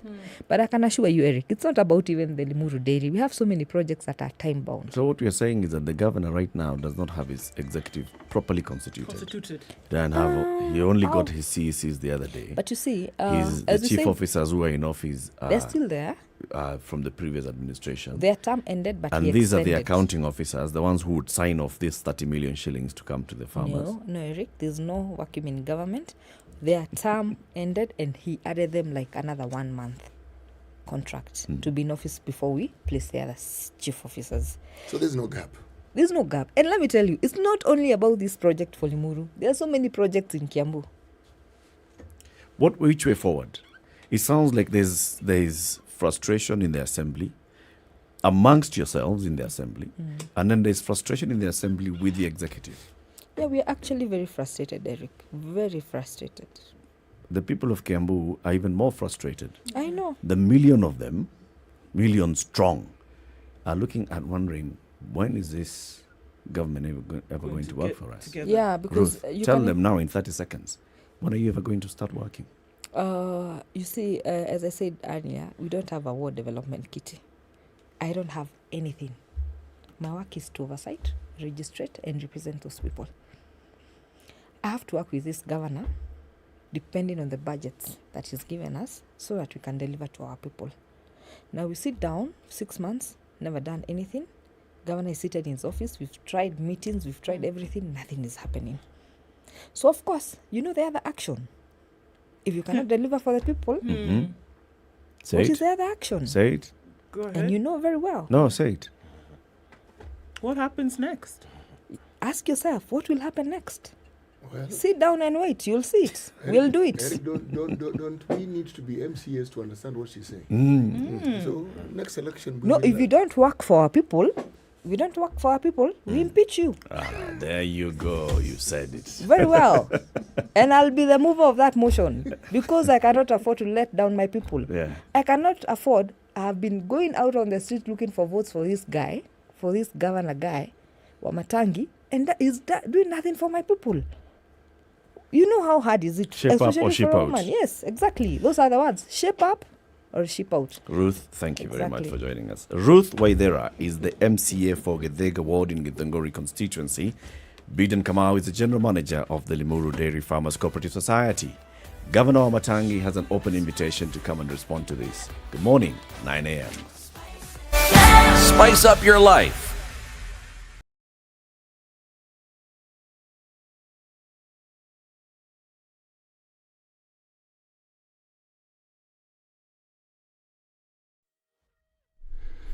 Good morning, this is News. I'm Dennis Aseto. Kenya's permanent representative to the United Nations, Ambassador Martin Kimani, says the East African country is keeping within its mandate to champion the interest of Africa at the United Nations Security Council. Speaking during the just concluded 36th ordinary session of the Assembly of the Heads of State and Government of the African Union in Addis Ababa, Ethiopia, he said that Kenya's 2-year tenure at the UNSC was fruitful and reaped maximum benefits to the continent, particularly seen through what was achieved at the UN body. Before joining the council, Ambassador Kimani noted that Kenya mapped out areas that needed special focus, namely regional peace, counterterrorism, climate and security, peace operations and peace building. Education Cabinet Secretary Ezekiel Machogus thanked the Australian government for the opportunities it has given hundreds of Kenyans to secure higher education in its country. Machogus says Australia has from the 1980s to date admitted generations of Kenyan students into the universities. The Cabinet Secretary met the remarks when the Australian Assistant Minister of Foreign Affairs Tim Watts paid a courtesy call on him in his office. President Watts, Principal Secretary for Higher Education and Research Beatrice Iyangala, Australian Ambassador to Kenya Luke Williams and senior ministry officials. And the 43rd ordinary meeting of the East Africa Community Council of Ministers is currently underway by hybrid means in Bujumbura, Burundi. The 5-day meeting is being conducted through the session of senior officials, which ends today. The session of the Coordination Committee, that is the permanent principal under secretaries, is set for tomorrow, and the ministerial session that will take place on Thursday. Among the items on the agenda of the meeting are the considerations of various reports, including those on the implementation of previous decisions of the Council, Office of the Secretary General, Planning and Infrastructure, and productive and social sectors. The government will tomorrow commission the Nairobi Rivers Commission at Korogosho, marking a high-level intervention from the Kenya Cons administration to rehabilitate the Nairobi rivers and other rivers in the city. President William Ruto in December last year appointed Pamela Olet to chair the commission, whose other members include renowned environmentalist Elizabeth Waithuti, academician Duncan Ojwang, Eva Muhia, representing riverine communities, Carlota Dalago, who will hold a brief for the private sector, and Elijah Biama. Subsequent to the appointment, President William Ruto, through Executive Order Number 1 of 2023, placed Nairobi Rivers Commission under the office of the Deputy President Rigathi Gachagua. The Nile Basin Initiative, in collaboration with the Republic of Kenya, is organizing the 17th Regional Nile Day celebrations, which will take place in Nairobi tomorrow at the KICC. Principal Secretary in the Ministry of Water, Sanitation and Irrigation, Paul Rono, noted that Kenya is honored to yet again host the Regional Nile Day, having done the same in 2016 for the first time. The theme of this year's celebrations is deepening Nile cooperation, sustainable development in a changing climate. At least 400 Nile Basin citizens and friends of the Nile are expected to participate in the celebrations taking place at the KICC. And smallholder farmers in Kenya have applauded an innovation that is supporting the upscaling of community production and marketing systems for beans in Kenya. The innovation, dubbed the Mobile Aggregation Center, is an initiative of SLS with the support of IDH FarmFit. The MEC is a portable motorcycle-based service and aggregation center used for collecting grains, particularly beans. Its standard function is aggregation, weighing, and quality control. And Taita Taveta County and UN Habitat have committed to reverse the plastic pollution in the county that directly affects marine life. Over 31%, translating to 1,037 tons per year of plastic waste generated in Kenya's Taita Taveta County, is discharged into the Indian Ocean through municipal drainage channels. This is according to a solid waste audit conducted by UN Habitat in 4 main municipalities of Mwatate, Taveta, Voi and Wundanyi, all in Taita Taveta County, one of the 6 counties in the coastal region. And the Food and Agriculture Organization is seeking to increase funding in agriculture data collection activities.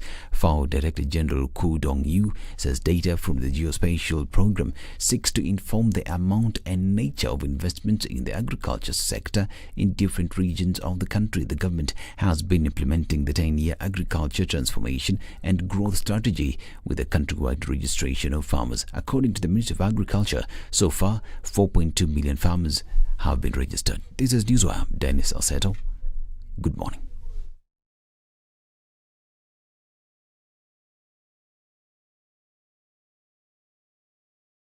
.4 Spice FM, Nairobi. Okay, into the city, we're still seeing some traffic. It's looking a little bit better. In just half an hour, things can happen on Kiambu Road. Thika Superhighway is still, a little bit just there as you get towards the Utali Drift. James Gishoro also pretty busy right now. We're looking into, hey, look at Upper Hill doing the thing. Wants to play with the big boys this morning with some traffic. But hopefully we'll let go of that in not too long from now. The Northern Bypass, a little bit of traffic here and there, as well as coming off of Limuru Road. We should be okay in a short while. We should be out of traffic out in no time. Let's talk on SpiceFM KE and keep things moving this morning.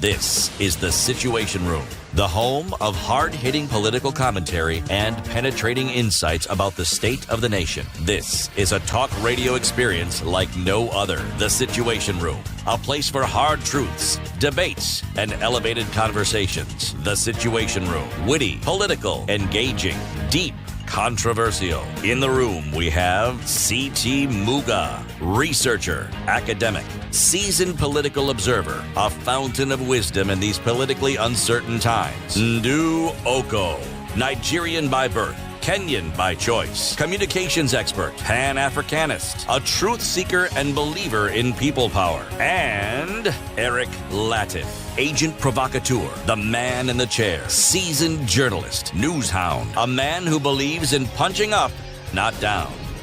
This is the Situation Room. Welcome to the final hour of the Situation Room this morning, Tuesday, 21st of February. We're live on SpiceFM, we are live on Facebook and YouTube. So today, we're talking about food. We had a food production and a food security conversation at 7. We have had a dairy conversation at 8. Now we want to talk about mafuta ya kupika. And that's a conversation that we will be having. So, joining us for that conversation is the Chief Executive Officer of the Kenya Association of Manufacturers, Anthony Mwangi, and CT will give him the day's proverb. This week, Kaka Mpendwa, our proverbs are from the country of Tanzania. Methali zinatoka wapi nchi ya? Tanzania. Yeah. And we said it would be a crying shame if we had proverbs from Tanzania and we didn't have one in Kiswahili. So, afungae kibwebwe si bure ana mchezo. Afungae kibwebwe si bure ana mchezo. Yes. Anthony, good morning. Good morning, Eric. Repeat what he has just said. Afungae kibwebwe si bure ana mchezo. Si? What does it mean? Nafikiria kwa sababu ni methali ya Kiswahili, anayejifunga kwenda kwa dansi lazima anajua mchezo vile itachezwa. He was listening to the proverb as a kid. Which is very good. No. He's a man who prepared for the exam. Unajua zile tests, preparation tests. He did those preparation tests. I used to be one of the best dancers in high school, so I had dancing shoes. Did you do the breakdance? I used to know. I think I've forgotten the move. Welcome, Anthony. Good Thank to you have very you much. again. Thank you. So let me read a bit of a statement that was released by your chairman of the Kenya Association of Manufacturers, Rajan Shah. And he was talking about what has been a conversation in the public domain recently. He says that you're concerned by the plan to import duty-free products, including 125,000 metric tons of finished and refined edible fats and oils through the Kenya National Trading Corporation for 1 year to ostensibly create a price stabilizer for essential household commodities and alleviate the current drought situation in the country. You say that you are seeking clarification on this importation of finished and refined manufactured goods. And you go ahead to say that the local edible oil manufacturing capacity is adequate to supply local market requirements and is currently operating at 60% of the installed capacity. From our perspective, the chairman says, this move will therefore promote unfair competition to local industries, and the government stands to lose revenue to the tune of 3.5 billion shillings, 40,000 jobs on the line. And on behalf of members, CAM is calling on the government to reconsider the plan and engage members to find a long-lasting, amicable solution. Duty-free importation. We've been seeing this conversation in the news, on social media, with the minister himself commenting on this. What's the issue? I think as the statement from the chairman has outlined clearly, is that we have sought clarification on that proposal or planned importation of 125,000 metric tons of edible oil and fats. We haven't received the clarification, and I think the statement is clear, is the concerns from that proposed importation. And maybe just to give you some context, the total market size on edible oil fats in Kenya is about 600,000 metric tons to 700,000 metric tons. We have 13 companies that does processing of crude oil. And sorry if I say crude oil, because I used to work for oil company. So this is crude palm oil. It's not what you're extracting in Turkana. In Turkana, this is different. Not petroleum. Yeah, it's not petroleum. But actually works the international almost the same. So 13 of them with the capacity to do actually the 600 to 700,000. Currently, they're operating at 60% capacity, meaning that there is overcapacity to produce in Kenya. And what happens once you bring the crude oil, palm oil, you then process, and then you go to downstream value addition. So the conversation here is not just about the oil. It's about the oil. It's about the soap, because once the byproduct of palm oil, once it's processed, you get what you call soap noodles. The soap noodles are the ones that are used to make the bar soaps, the toilet soaps, and then also you get glycerin, styrene that are used both for industrial paint making, industrial pharma making, industrial bread making. All this is a whole value chain from the crude palm oil. Now, if you don't have processing capacity, it means that you can also not do soap. Because soap exclusively in Kenya comes from the processing of crude oil, of crude palm oil, right? Now, the 125, the concerns is, and maybe just before I come to those numbers, if you look at the people who have been employed in this value chain, you have almost 100,000. Now, if you go to the whole value chain, there are people involved in the line, production line, for oil and fats. There are people in the production oil for soap. There are people in the production oils for value addition for animal products. There are people in the production lines for cartons and packaging materials, the jerrycans, the kibuyus, the bottles, and the containers for the fats. There are people in distribution, there are people in transportation, there are people in warehousing, so it's a whole raft of, people. So in total, you can say 100,000. Now, if you import as being, alleged that there is proposal to import, and until we get the confirmation, we can say with certainty that this is going to happen, and we hope not. We just respond to allegations and we sought clarity, and we're still seeking that clarity. 125,000 metric tons is about 20% of the total market. Yeah. Right? If you do that in numbers and you want to look at the 50 million Kenyans, assuming one household has 4 people, those are about 12,500,000 families or households. We call them households. This 125,000 means you can actually give each household in Kenya 10 liters of oil. Right? Now, if 100,000 people are supported by this sector and you chip off 20%, that means that 20% of 100,000 people have nothing to do. Then that means those are 20,000 jobs directly on the line based on this consignment alone. But then I have some questions. Yes. The local market demand yes. is up to 700,000 metric tons. Yes. 13 companies operating in Kenya are operating at 60% of their capacity. Yeah. That means they are doing about 420,000 metric tons. They are not meeting the demand. No. I think it's the other way around. The capacity they're operating, the installed capacity is 60%, which is equivalent to 600 to 700 metric tons. Okay. So they have 40% idle capacity. That if today we were able to sell the finished product to Uganda, to Tanzania, so the 40% which we are not unable to do now. For surplus. Yeah? Why are we not able to do it? We are unable to do it because of the CET environment, and that is a common external tariffs that Kenyans, even though we do supply to these countries, they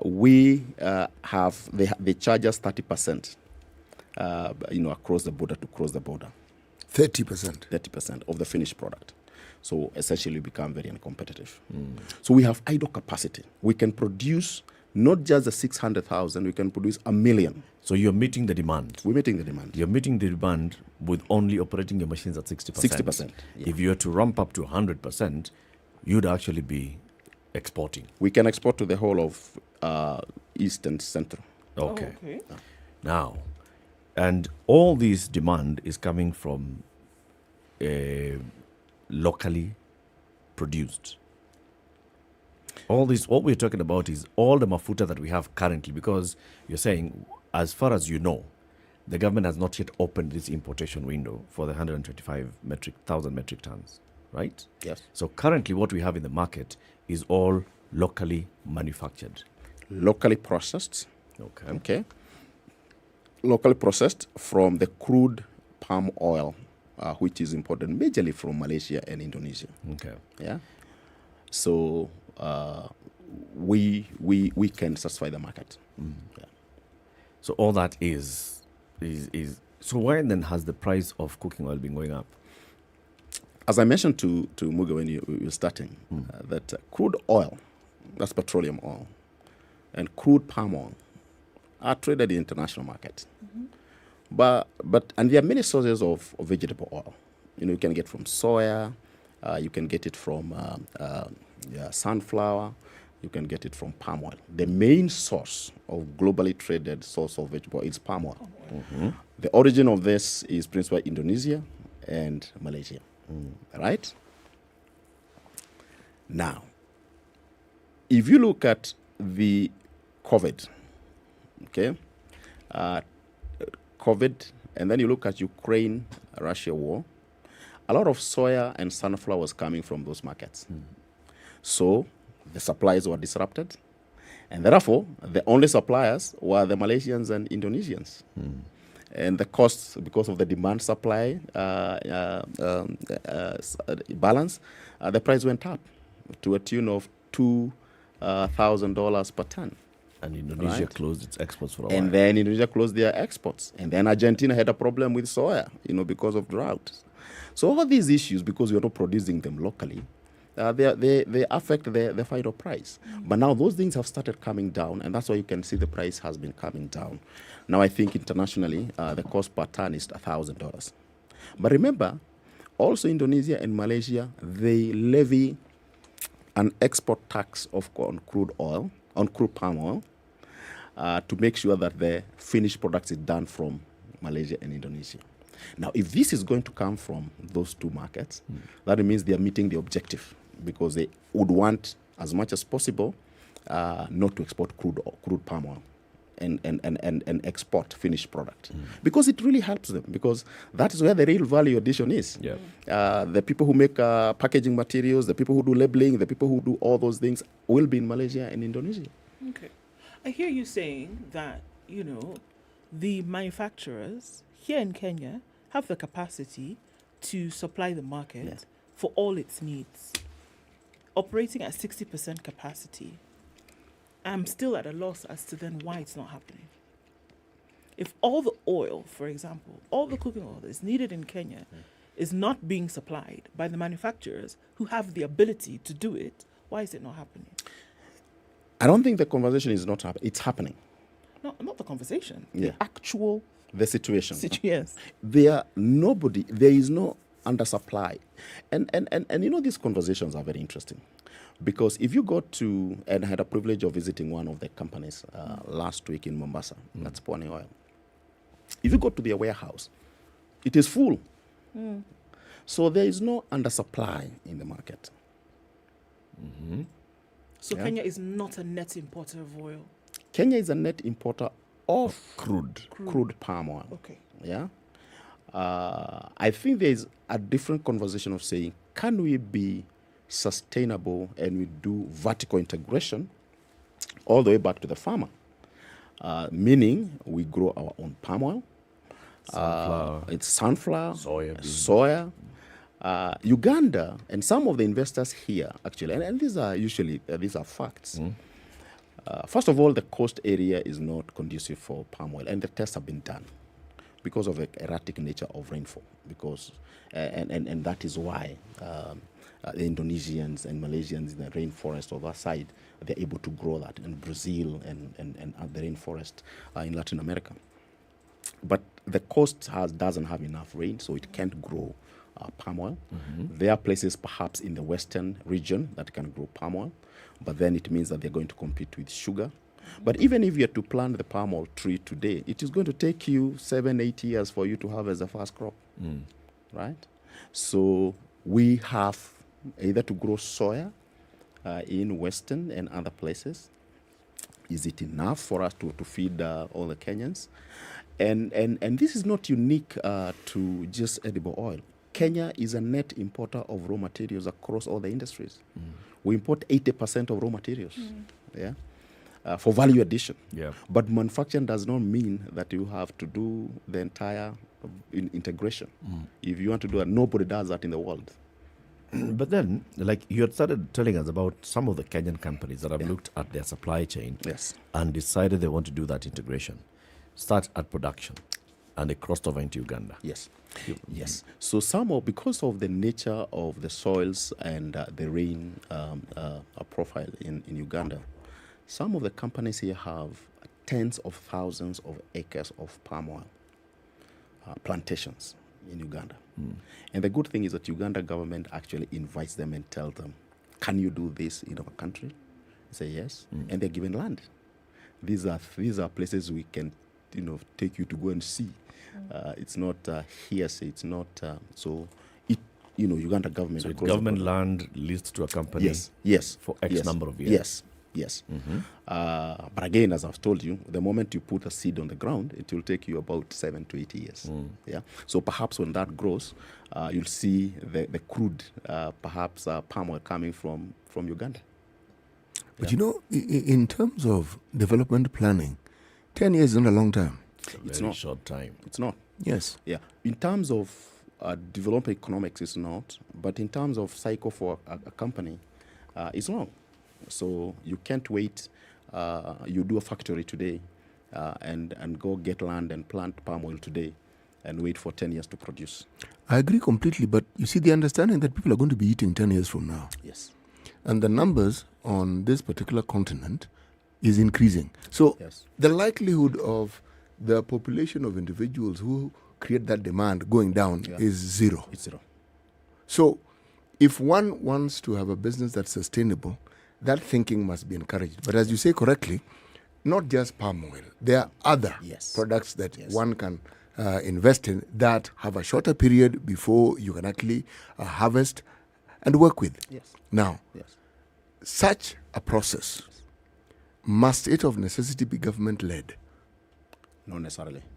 And it's good you've asked that question, because this year, and we're now doing the strategy for the next 3 years as CAM, that will guide us on how we organize our members, how we advocate, for the issues. We have given ourselves 4 pillars. Pillar number 1 is global competitiveness. We compete with everybody in the world. We're competing. If this is true, that 125,000 metric tons is going to come in, means we are competing with Malaysians and Indonesians. Yes. We're competing with Chinese on many other products. We're competing with Indians in the global marketplace. So global competitiveness has to happen, and it is a conversation you started. It is a conversation that we are doing a lot of work. I've just come from a meeting from 7 o'clock where we had EPRA, KPLC, and all power generating, because manufacturers take 55% of the power produced in Kenya. It's about 93 billion. So without manufacturers, half of KPLC will be idle power, right?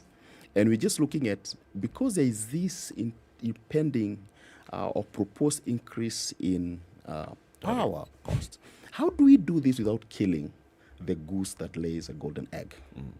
So pillar number 1, global competitiveness. Power, infrastructure, the port issues, and also soft infrastructure, which you call policy. Because without right policies, then we cannot. It's going to be, you take 3 steps forward, 2 steps back. Now, if this happens to be true, needs to be backed by a policy, right? That again is progressive to the country. That's pillar number 1. Number 2 is export-led growth. We are about 4,000, 5,000 manufacturers, big, medium, small, in a pool of about 50 million Kenyans. That's a small pool for all of us. We need to think about how to market our products.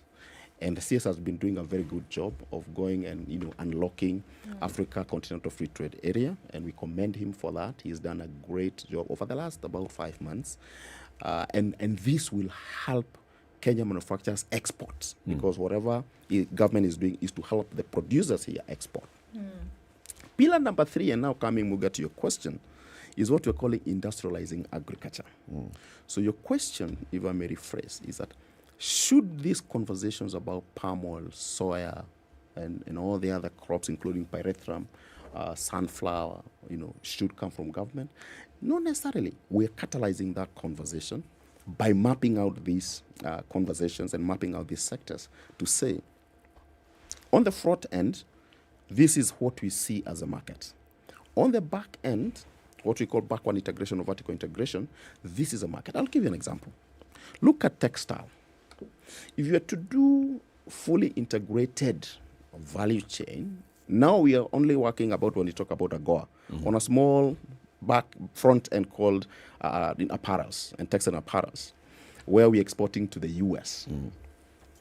And we are actually now overtaking coffee, from the APZ. $550 million, that's about 60 billion worth of export of apparels. It would interest you, some of the best brands globally are done here in Kenya. Levi Jeans, Victoria's Secret, some of them, So then you start working backwards. But again, remember, the whole globe, like US alone, is over $100 billion. These numbers, we sat with government when we met with His Excellency the President, and we presented to him sector by sector on how we can grow this economy into thousands of jobs. We know it because we do the actual work. We only need now to work on the enabling infrastructure, like we've talked about. Now, when it comes to these crops, you go back and say cotton. Can we grow cotton to be able to fuel the export of apparels? We have a huge potential. I'll give you just an example of Rivertex. There were about 1,000 plus acres in Baringo, and they started a pilot, like a demo farm. For cotton? For cotton. 5 months down the line, they're harvesting now. Currently, they're harvesting. But it's not enough to power what they're doing or to feed their production line. So they're importing from Uganda and Tanzania. So crop by crop, value chain by value chain, we can actually do it. But we can only point out the opportunities to the government. And therefore, government also organizes using the relevant government agencies, Ministry of Agriculture, Ministry of SME, Ministry of Cooperatives, to be able to organize the farmers for us to offtake. Look at pyrethrum, for instance. We used to be one of the leading exporters of pyrethrum. I grew myself. I grew up and I went to school because of pyrethrum and milk. Right. If you go to that village where I grew up now, there's zero. In fact, if you find someone with money, say, I'm a tower. Because there's no economic activity that is at strong all. enough. Pyrethrum died, milk died. In our small village, the cooperative that we had, we could buy 2 new tractors, massive agricultural tractors, and very far in the bundles, with a truck, with a telephone line, and every 2nd of Feb we could meet and pray for the results. We had wool. Where we were shaving our goats, my grandfather had over 200, my father had about 100. So we had exclusive day for us to take our merino sheep to be shaved. At that time, we had Kikomi truck standing there. We had Raymond's. We had Rivertex. So these are village, but it looks like an extravaganza. The shavers of sheep used to come all the way from Malawi and Zambia and Zimbabwe and Congo. Today, if you go there, Raymond's died. Rivertex is trying. Kikomi died. So there's zero economic activity. And what happened to the sheep? I mean, we ate them because, what do you do with them? Folks were hungry. So that is a replication for across this country. And we are catalyzing these conversations that it is doable. But again, we can't do it alone. Manufacturers are not specialists in farming, but we know what to do with the crops. Now, pillar number 4 before we take a break. Pillar number 4 is SME development. Because sometimes we are accused as Kenya Association of Manufacturers as a big boys club. But remember, 52% of our members are SMEs. And they pay SME World Bank, SME or SME Kenya? SME Kenya. And SME Kenya, it's say from startup. Okay. Yeah. So if you start pressing avocado in a place in Maragua, you're an SME. You are a startup. We call you SME, small, micro. And you come, we tell you the first year you come in, we pay the minimum fee, so that for commitment as well. And it's as low as 10,000. Yeah, so, and then we have bigger people who are paying more. And that helps us even to advocate for the small companies. Okay. Yeah. Let's take a break. It's 28 minutes to 10. Okay. We want to take a break. We're talking about the edible oils industry in this country. It's been a conversation. So mafuta has been expensive. Then there's been this whole conversation about the government allowing importation of some 125,000 metric tons of crude and processed edible oils. The CS for industrialization talking about it and saying no, there's cartels who are just importing. The Kenya Association of Manufacturers saying we'd like to have a conversation with government about this, and that is why the CEO of the Kenya Association of Manufacturers, Anthony Mwangi, is our guest this hour, so we can talk about it. Anthony, you've flown internationally, of course. You've flown Emirates, of course. Have you flown the A380? Yes. Yes, of course. Yeah. So tell us your experience on first class. Look, I used to work for KQ, and I used to negotiate, traffic, rights for KQ. Inevitably, if you're creating the route for KQ, then it means that I had priority. You have to go there. I had priority over passenger because you are the ones going to open the routes. Yes. So yeah, so I thank God I had the privilege of flying all over the world. I remember when I got the job, my boss then asked me whether, Titus asked me, do you like flying? I said, oh yes, I like flying. Who doesn't? I mean, 2 years later, asked me, do you still like flying? I said, oh no, I don't. I prefer not to. Yeah. Tell us about your experience in the A380. The A380 is it's amazing. For me, having flown 747s, 787s, 767s, 737s, all of them, Airbus, feels the same because first class is first class. But there's that feeling that you're in an A380 and upper deck, and there's a place like this where you can go and catch a drink with people. So you meet with Kenyans there, and you're given a very expensive drink like Hennessy, and then you add a lot of water, and then people tell you this is not how the makers of this drink have done a lot of extracted water. They've extracted water from and then you add it. Within a flash of a second, you have flooded. So it was an experience. It is an experience. It's unfortunate that a lot of them are being retired. So it's really unfortunate what has happened in the aviation world. Yeah.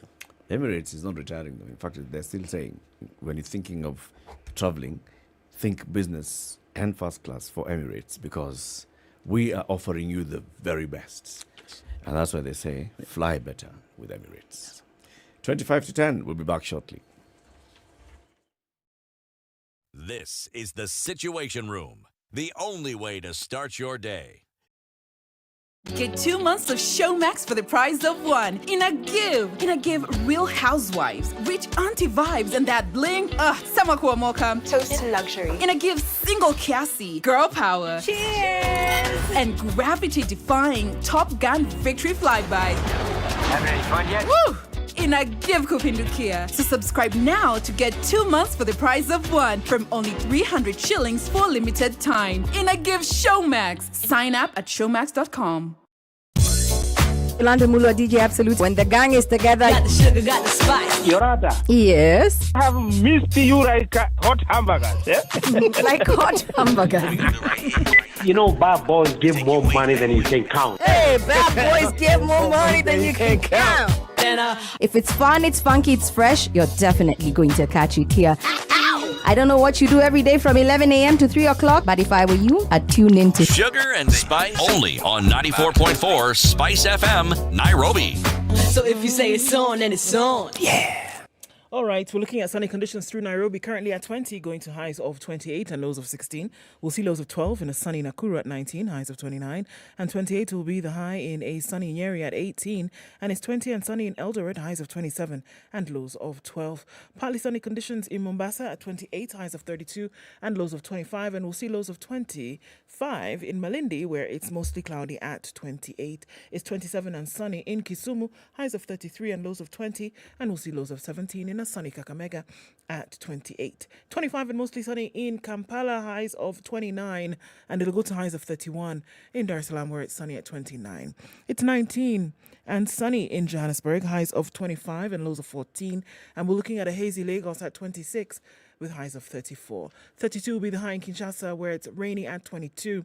Looking at 5 and mostly cloudy in Beijing, highs of just that, and lows of -6. It's -1 and cloudy in Paris, highs of 14, and we'll see highs of 13 in a cloudy London at 9.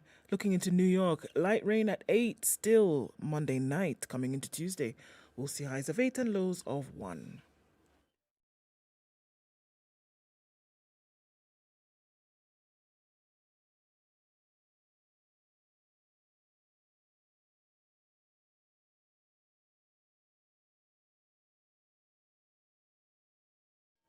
All right, the TikTok of the clock says that we'll be out of traffic hour in no time. And looking at those who are trying to slide under that door, a little bit of traffic still on Kiambu Road, but that should be fine in a bit. Also looking at the same on the Thika Superhighway. Uhuru Highway looks like it has the most right about now. After the Nyayo Stadium roundabout, so going out towards the city and then into Westlands. Jogo Road a little bit here and there, but Westlands also, the last of it is coming to an end on James Gishoro. All right, looking at it through the morning, let us know just in case you get stuck somewhere. SpiceFM KE on Twitter. Mature, intelligent talk every morning. Spice up yourself.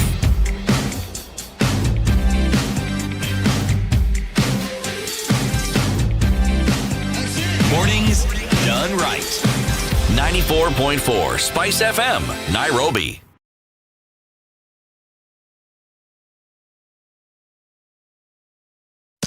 Business news with Spice FM. I'm Dennis Aseto.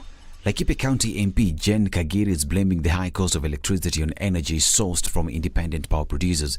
In a notice of motion, Kagiri says that the Kenya Power and Lighting Company has been buying large quantities of power from IPPs at exorbitant prices. Instead, she argues that charges would have been lower if the utility company had bought electricity from the Kenya Electricity Generating Company KenGen.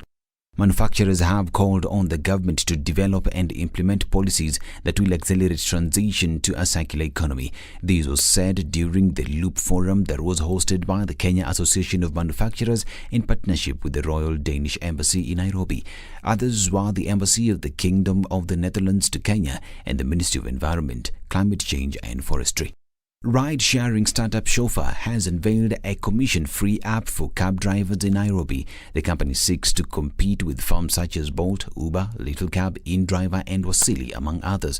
It claims that its services are distinct from those of its competitors because it does not charge drivers commissions, which operators have previously complained about, and it also provides low fares for passengers as well as ambulance services.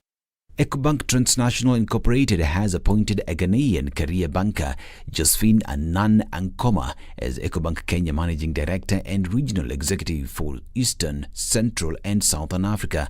Ankoma leaves her current role as Ecobank Group Executive Commercial Banking, where she has worked for the past 30 years in various roles.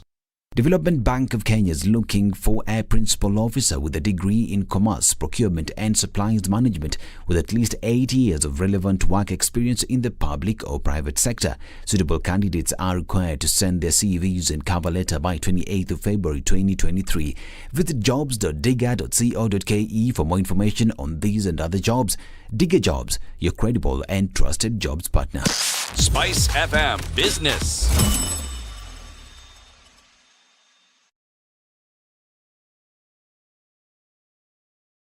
Mature, intelligent talk every morning. Spice up yourself. All right, 20 minutes to 10. We continue a conversation with the Kenya Association of Manufacturers CEO Anthony Mwangi. Yesterday, the Minister for Industrialization was on Citizen TV and he said, in fact, he's going to meet with you guys, Anthony, and propose, let's just do the reality. The reality is you are not manufacturers, you are importers. So why don't you just change your name even? Kenya Association of Importers. What do you think he meant by that? I wouldn't want to respond to that, but I would say that we have had a lot of engagements previously with the minister. And we have looked at all the value chains and we're looking at how do we drive the manufacturing agenda, what we call and it's a joint dream when we meet with the president and the minister, that we need to high-grade manufacturing contribution from 7.2% to 20%. For us, that is a 3x growth. For us to do that, and many people are very skeptical even today, including our members, say, but how are we going to do this? And we go to a park say, let us unpeel the onion sector by sector. From textile to leather, and we've had even separate engagements with the president on leather. And it is possible to grow the economy. So we've had many of those conversations. But on this particular issue, we've been seeking to meet with the minister. We've been seeking clarification. We actually would want the minister to come and visit the factories and see what is done. I'll give you an example. I told you I was in Pwani last week. They have 1,000 metric tons capacity a day, right?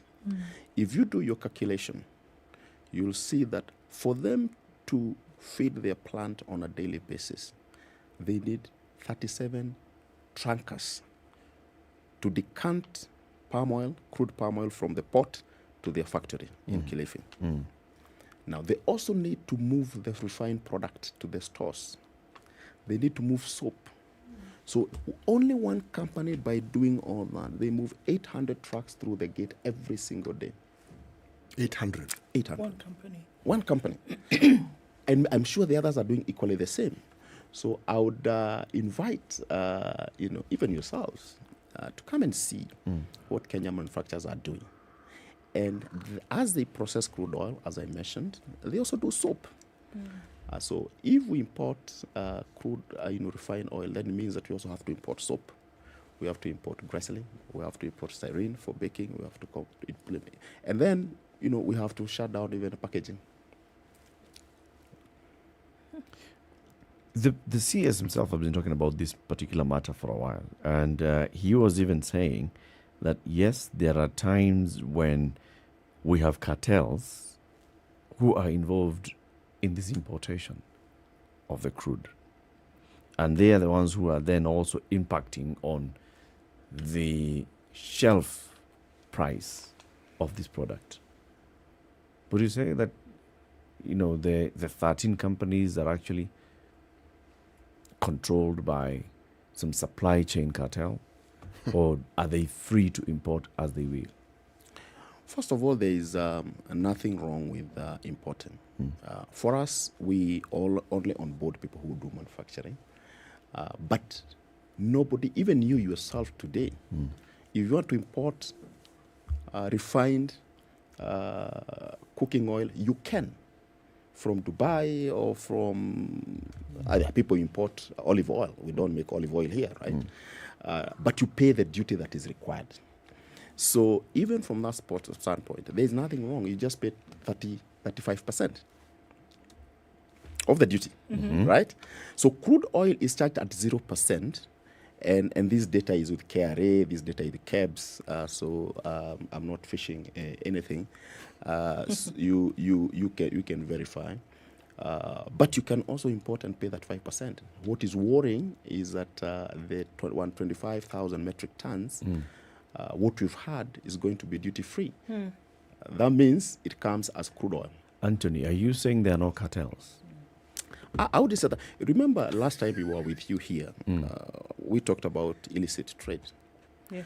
And I think to be fair to the CS, he talked about Egypt, people importing from Egypt.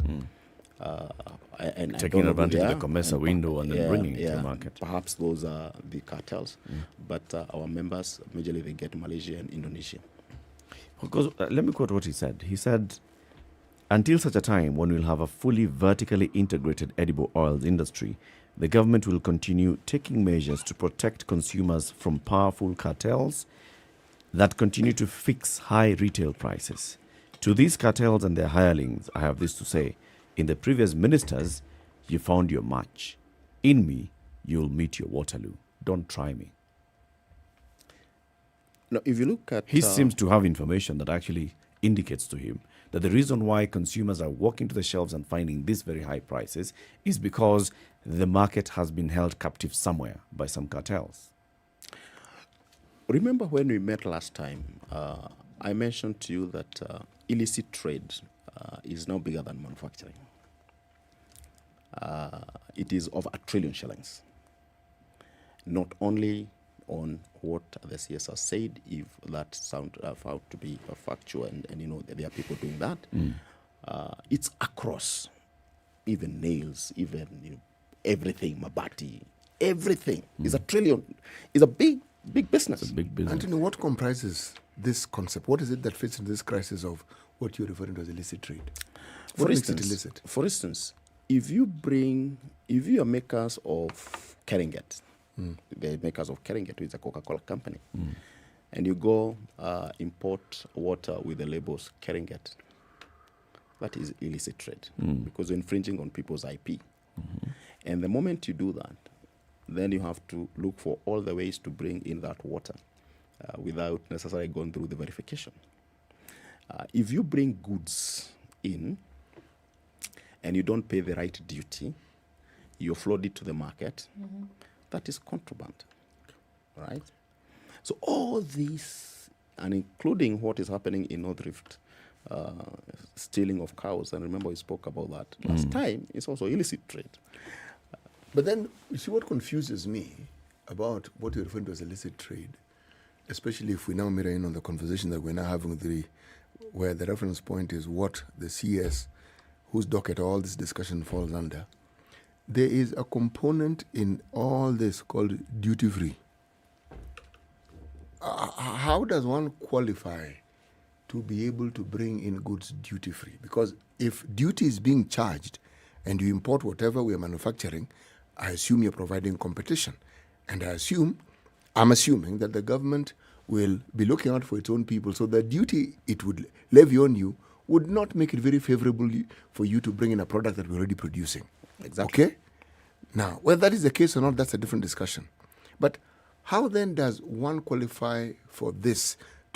What do you need to do to qualify? Because the duty-free element in my mind is now what muddies these waters.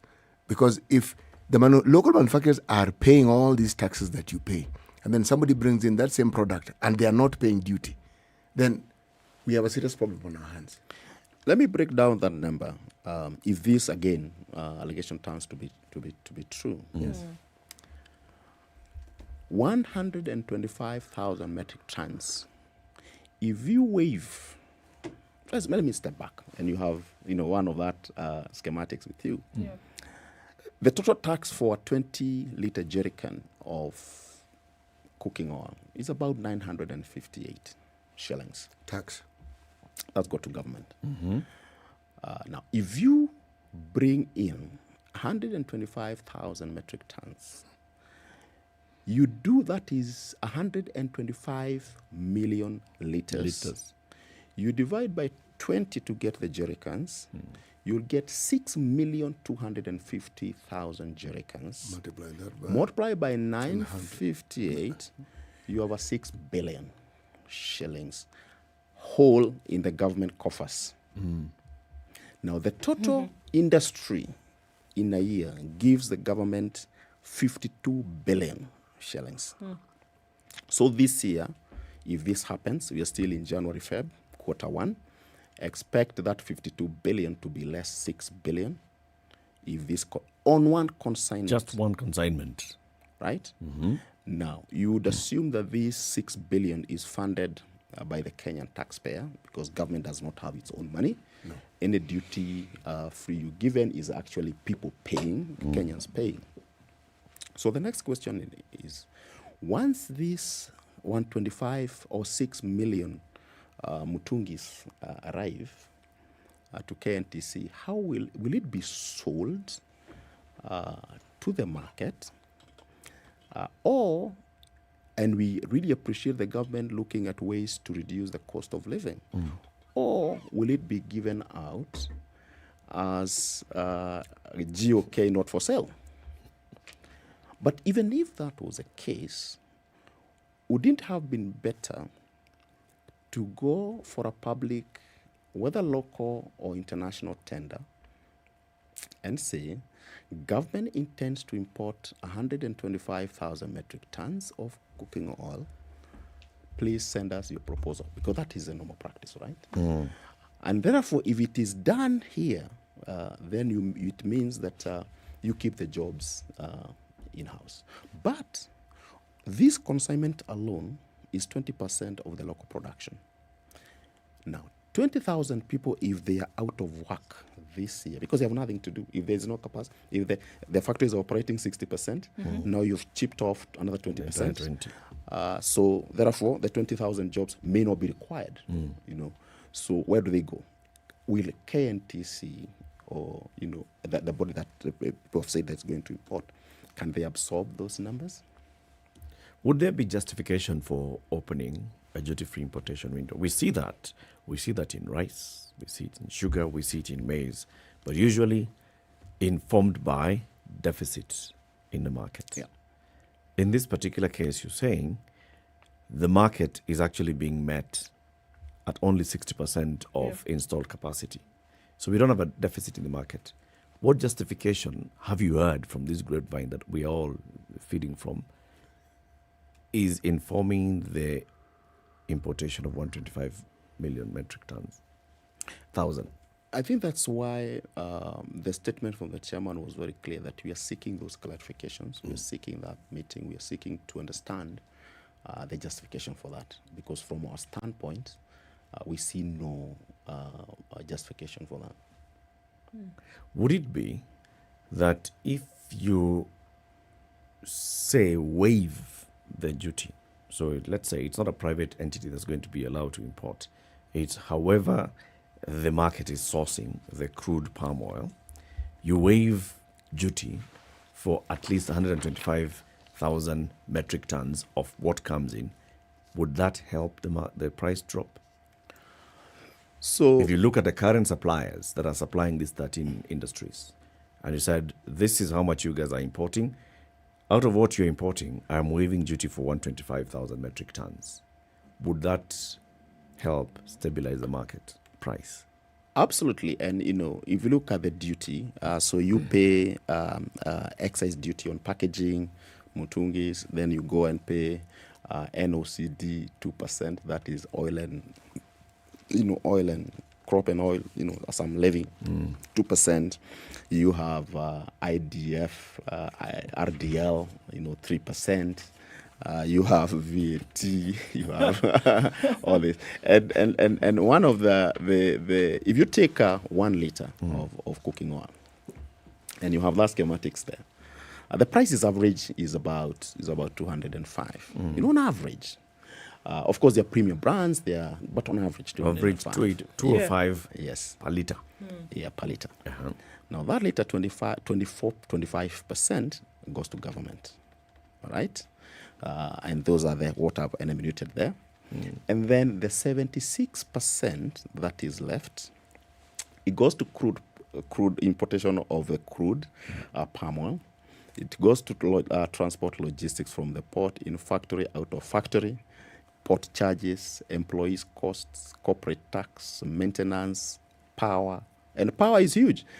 Packaging, marketing, advertising, compliance with cabs, distributors, retailers, county fees, levies, and charges.